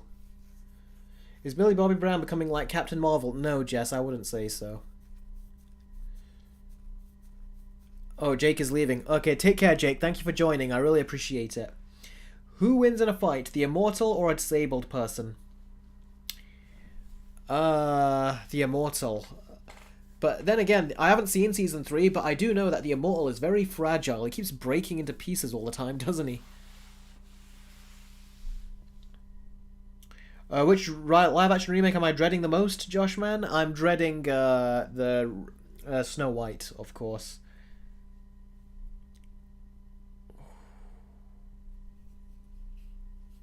Eric, do you hate Spider-Man No Way Home now? It seems like you've become harsher toward the movie. Has your score changed at all? I always thought the movie was weak to me, and there's actually a good video out there saying that Spider-Man No Way Home, the movie that gets worse the second time you watch it, or something like that.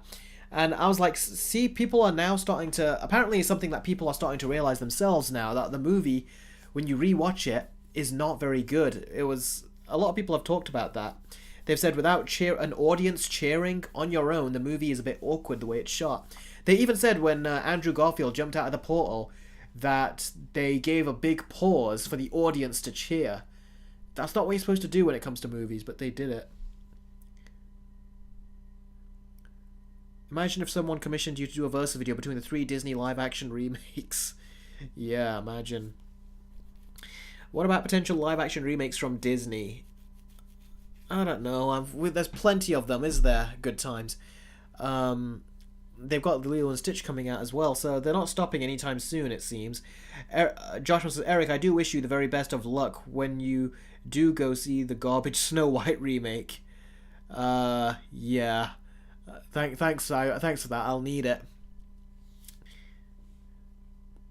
Time Shadow says he still loves No Way Home. That's perfectly fine, bud. But I'm just saying I didn't like it, and there are people out there that are saying, yeah, on watching it at home, it's not as good as it was in the theatre. Eric, forget the Batman Part 2. Let's release the Black Adam vs. Superman fight movie because it will be badass. It really won't. Not when Dwayne Johnson is there choreographing how much times he can get punched. Joey also loves No Way Home, so Time Shadow, you're in very good company. Khan says, No Way Home got worse as I watched movie over and over, and I noticed more and more problems. Yeah, I noticed a lot of problems too. Joshua says, Eric, after watching the trailer for Lilo and Stitch, do you got plans to still do a versus video on that movie when it comes out? Yes, I still do. But we'll have to see. There's a lot of stuff coming out in July. Is that when the movie comes out? July? Can't remember. But yeah, but there's also a Superman movie coming out. So if I don't make more videos after that, I'm going to have to pick one and then just do that. And I'll probably pick the Superman versus video over the Lilo and Stitch one. Ooh. Joey says, how much work do you have left on your Sonic 3 versus video? I haven't even properly started it yet. Now that I finished Puss in Boots, I can get to work on it. So I'm going to get to work on that soon.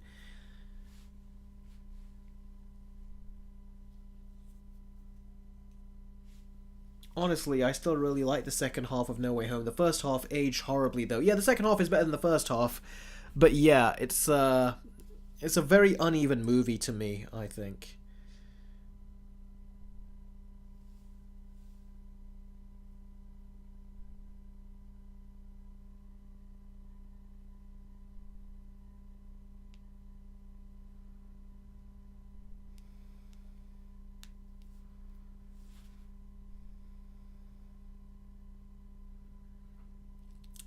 Transformers 1 did the brother story way better than what Mufasa attempted.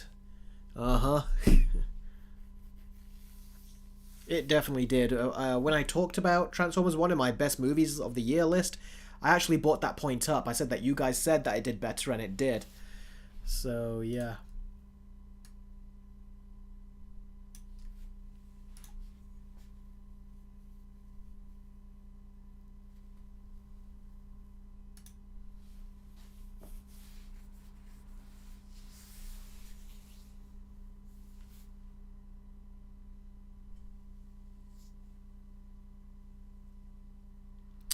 Oh, Deadwolf says, gotta go now. See you next week. Great stream tonight. No problem. We'll see you next week, bud. And thanks for joining. I appreciate it.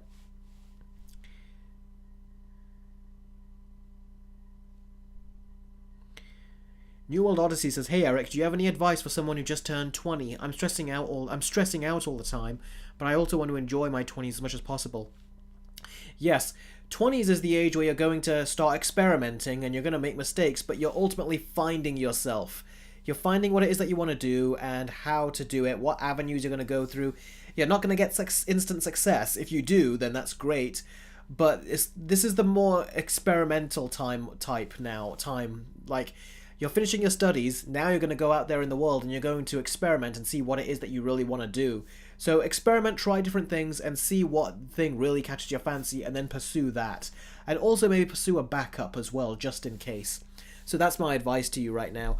But definitely try to enjoy the moments that you have to yourself as well. If it's all work, then, you know, it'll weigh on you and you'll always feel anxiety and stress. So enjoy the good moments. Make sure to spend time with your family or friends when you can. And don't just be on your own, because it really does, it weighs on you. Matthew says, any game you're anticipating at the moment?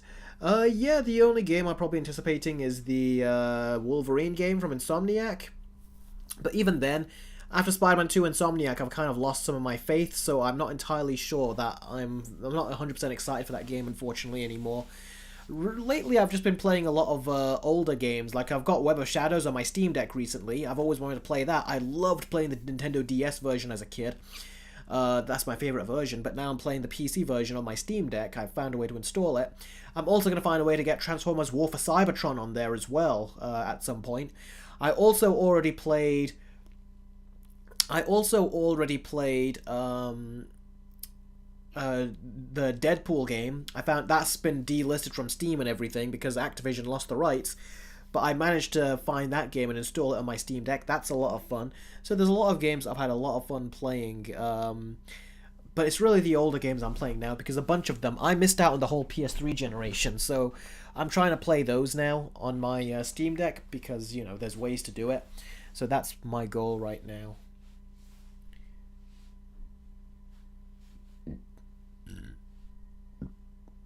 Cole says, do you think Scream 3 is overhated? I definitely do. Yes, I do. I don't think it's as bad as people say.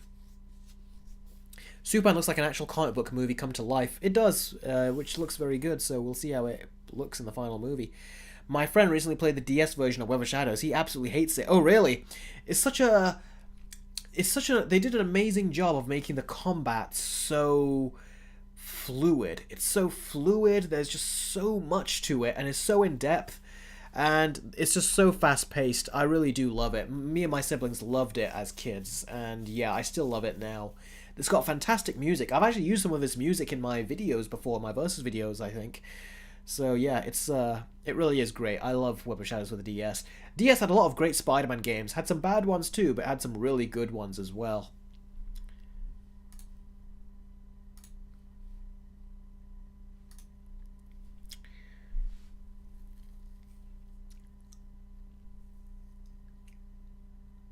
Oh, Josh Man, it's in May. Yes, that was it. Okay, May. Then yes, I could do a versus video of it as well. Then yeah.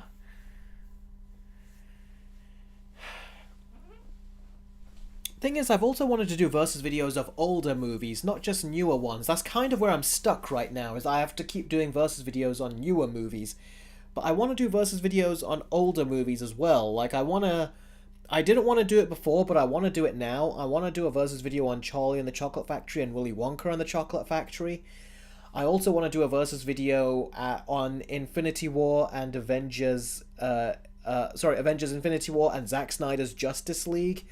So there are videos that I definitely want to make, but, you know, it's just, I'm kind of having to make a lot of videos on the newer things, but that's something I also want to do, so who knows, maybe that is a strategy, maybe that is something I could try at a point.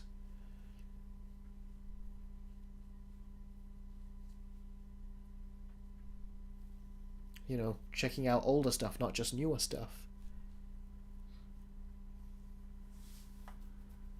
Does that sound good to you guys? Chris says, if you do that, Charlie and the Chocolate Factory remake, remember not to badmouth my boy Johnny Depp.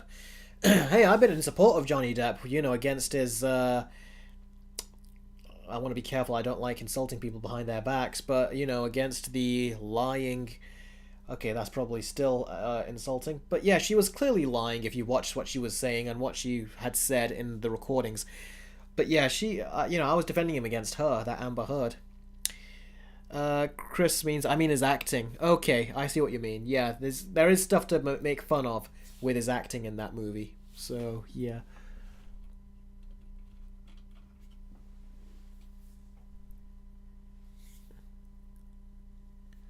Joey says, what are your thoughts on Daredevil Born Again Episode 3? I definitely think it's the best episode so far.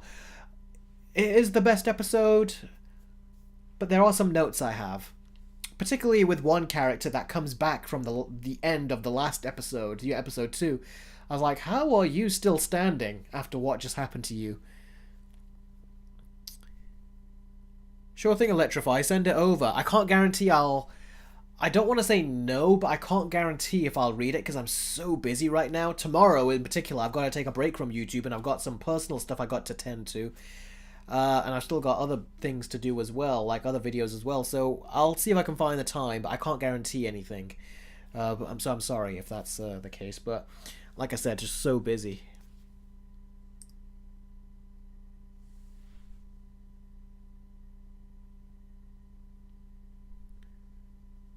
Yes, I did know the actor for White Tiger passed away. That was sad to hear. 15 more minutes, guys. We'll be on the live stream and then we'll call it a day.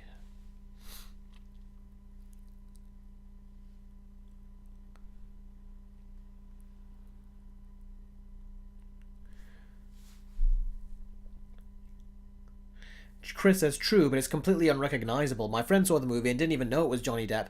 I remember that. Back in the day when they were teasing, like, doing teaser posters, we were looking and when we finally did see Johnny Depp as Willy Wonka, we were like, how much makeup have they put on him? You can't even recognize him. So yeah, it is a very good look that they did. You wouldn't know it's Johnny Depp.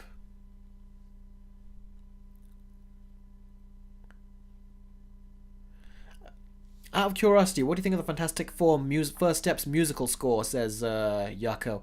I did not like it. I was like, there's no hummable theme here. It just sounds like a generic MCU theme to me. How much would you theoretically need to keep going on nearly forever on YouTube? Essentially, if I could make, let's see, 1,500 to 2,000 pounds a month. If I can do that, I can go on forever. So if you want to know the actual number, how much do I have to make to go on for forever, that would basically be it. Joshman says, Eric, you know How to Train Dragon. Do you know the How to Train Your Dragon remake is coming out in June? So you could still do a verse video between the live action remake and the animated movie. Yeah, I will. I intend to do that. Time Shadow, I'll send you an email when I'm ready. I've not reviewed the last one. I looked at a little bit of the frame rate. The frame rate is great now, so thanks for that. That's good. I didn't check the clip that I said. I says add a bit of a. Actually, I did check it. Hang on, I did check it. I think it was good. I probably would have wanted it just to get that clip to be stretched out just a little bit more of the violin music. But I don't think you need to do another version. I don't think it's that important now. I think you have done it enough to where I don't have to do another. But I think you can send the Google Drive link now. You can go ahead and do that. I'll explain this to you guys next time. Next week's stream, we'll probably talk about it if I get the video out within the next week. So just me and Time Shadow just talking about something. I'll clue you guys in next week. What if we got a 4-way How to Train Dragon Versus video when the new one releases? Chris, let's not get too excited. Let's wait and see. That's a lot of work to do, that would be.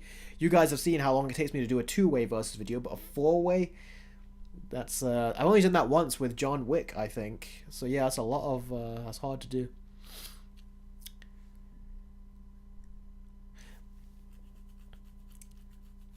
Okay, Time Shadow. Yeah, actually, if you could make that a little bit longer with the violin music, you know, playing, and then I say how obvious it is, that's still the only change I would say. So just do that. Let me know if you've heard me say that right now. New World Odyssey says, oh, the Jurassic World Rebirth trailer came out on my birthday. That alone got me excited for it, and the music sounds great. I hope Alexandre Desplat does the music. He did the music for G14. Oh, cool. That's interesting, isn't it? Yep, got it. That's great. Yeah, I would like that bit, just that music to go on a bit longer so we can hear it more. And then I say that music is like just, you know, over the top, so obvious what they're doing. Matthew says, when did you do the John Wick 4-way Versus video? Did you just use a lot of your points from your previous videos, or did you actually go back and rewatch them? I actually went back and rewatched them. So yeah, that was one heck of a video. A lot of work went into that. I always say that. Because it is, you know. Ton of work. So yeah, check it out. Check it out if you haven't seen it. A lot of work went into it. I'm excited for Sinners because it comes out one day after my birthday, says Goat. Yeah, apparently an article came out where they said that the movie is not doing as good as they want it to on the test screenings and all that. And the movie is not as much a horror movie as the trailers make it out to be. So that's something that Warner Brothers are concerned about with that movie. So we'll have to see how it does. Itchy Joe says, Eric, I'm not late, am I? You kind of are, but you're not fully late because we're going to have 10 more minutes before I close the stream out. So ask me your questions if you have any. Yeah.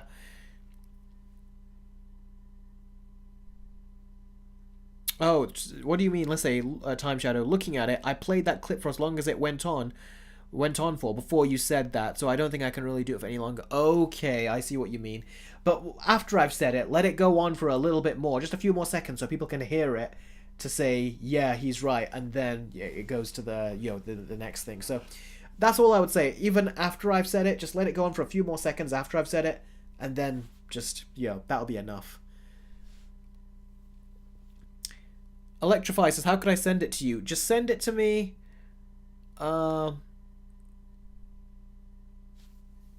Send it to me, Electrify, through Instagram. Send it through Instagram. People have sent stuff to me, like with Google Docs and stuff through that. So I'll see if I can find the time to read it then. But like I said, I am very busy, so I can't guarantee it. But in case I do have the time, sure thing, send it over, and then I'll give it a look over. Shrek 1 or Puss in Boots 2? Shrek 1. I love the first Shrek movie. That one's very near and dear and close to my heart. No problem, Electrify. Shrek 2 or Toy Story 2? Ooh. Shrek 2, I'll just say. I love Toy Story 2 as well, though. That is also probably nearer and dearer to my heart, Toy Story 2, because my dad took me to see that in theaters when I was a kid. I was only about 4 or 5 at the time, so yeah.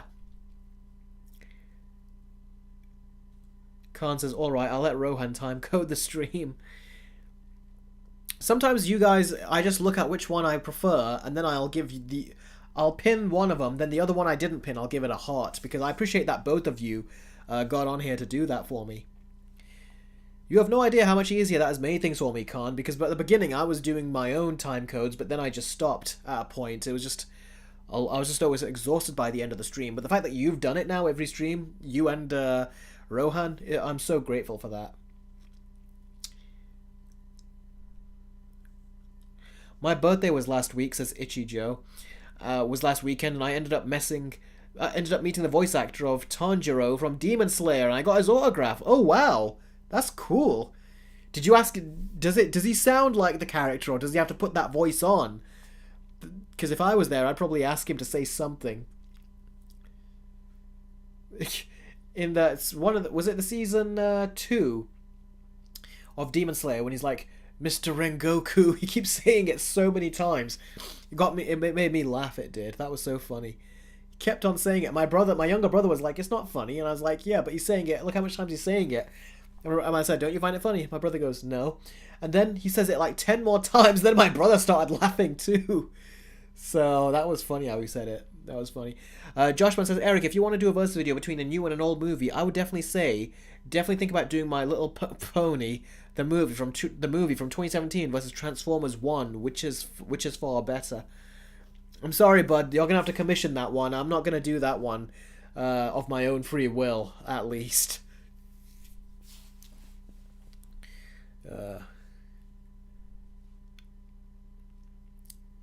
What's your opinion on the second Matrix film? It's the best one in my opinion. Ooh, really, Electrify? That's not an opinion I hear often.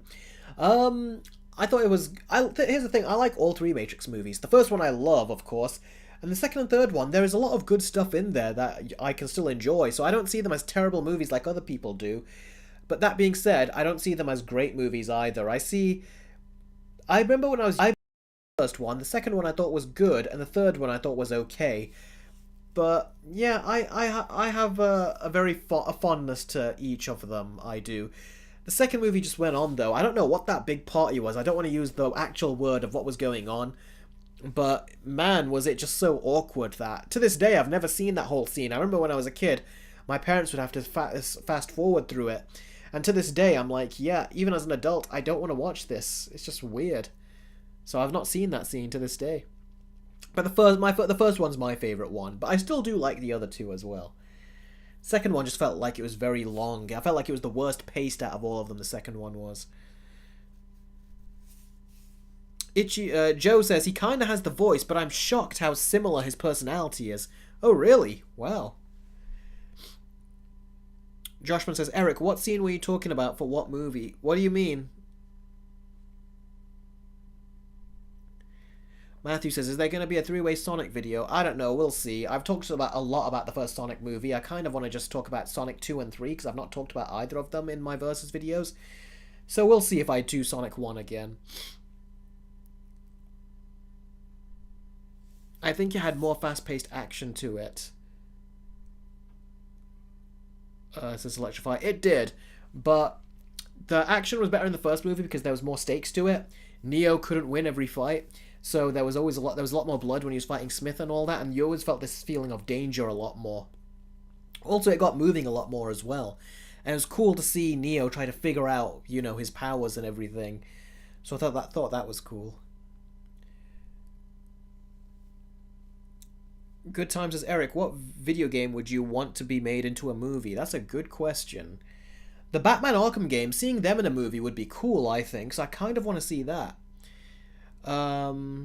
Joe says, also, I've been playing Black Myth Wukong lately, and it's amazing. I definitely recommend playing it when you have the free time. That game, I've heard, is very challenging, is what I've heard. It plays on the Steam Deck, which is what I have, but it's not great as a performer on the Steam Deck, from what I've heard. I'm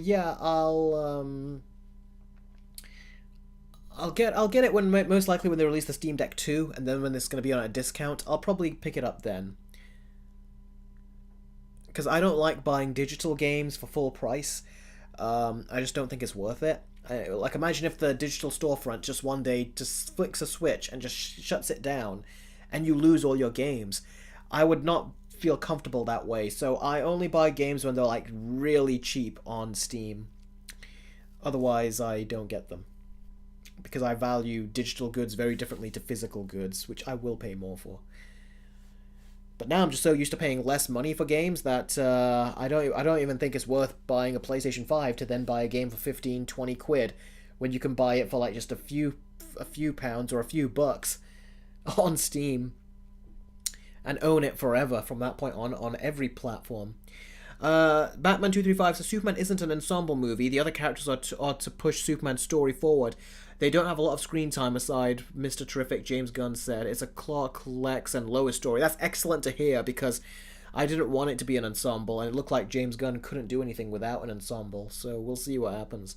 Matthew says, I can't play The Crew anymore, even though it's a disc game, because Ubisoft locked the game. Yeah, I heard they did that. Yeah, so that's just disgusting that they did that. Okay, Eric, done. It'll be about 45 minutes. Oh, thanks, Time Shadow. That's very good. So that should be it then. Let me see. You said The Crew, didn't you? Ubisoft. Yeah, they locked that game.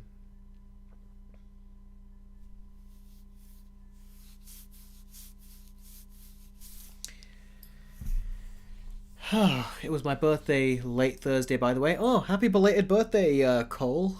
Happy belated birthday.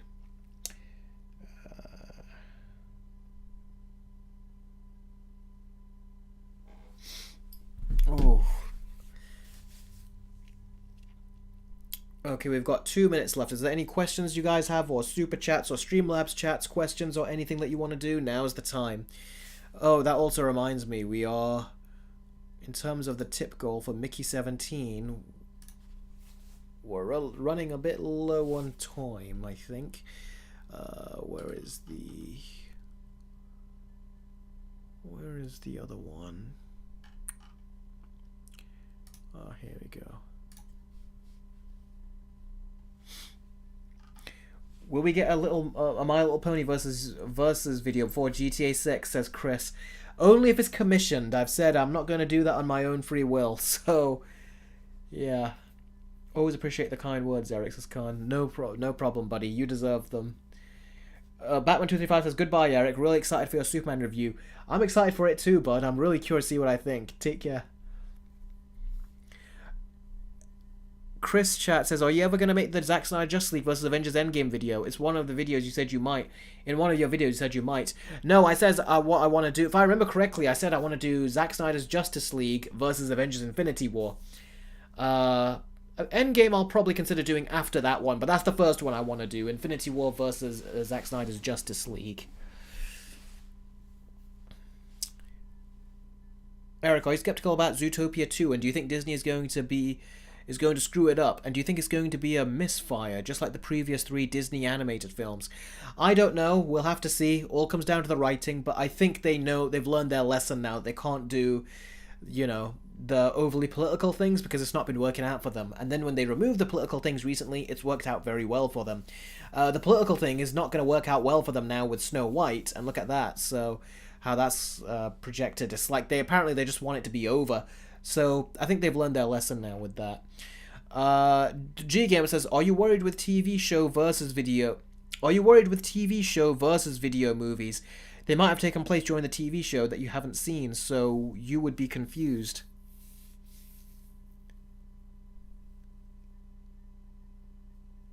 I don't know. You might have to rephrase that, G Gamer, because I'm not quite understanding the way that question. Coraline or Nightmare Before Christmas? Nightmare Before Christmas. But I do love Coraline. But Nightmare Before Christmas is the one I grew up with. Are you excited for Ballerina, Eric? Says Chris. No, unfortunately not. It just looks like a boring spin-off. It's got some cool looking shots and everything, but that's a spin-off that you would watch at home, not something you go to the theatre to watch in this day and age. Hi Eric, how are you tonight? Are you excited for Thunderbolts? I'm doing good, thank you very much. And no, I'm not really looking forward to Thunderbolts because Marvel's track record has been very spotty lately, and I don't think this one's going to change it for them.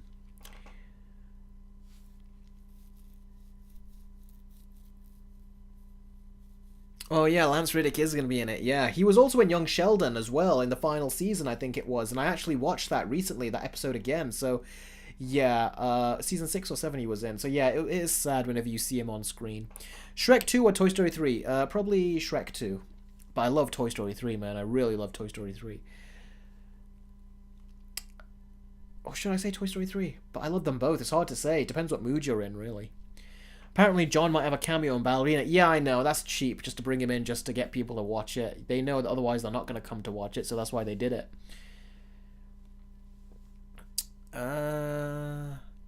What are your thoughts? Joe says, what are your thoughts on Skeet Ulrich being cast in Five Nights at Freddy's? Is he? Wow.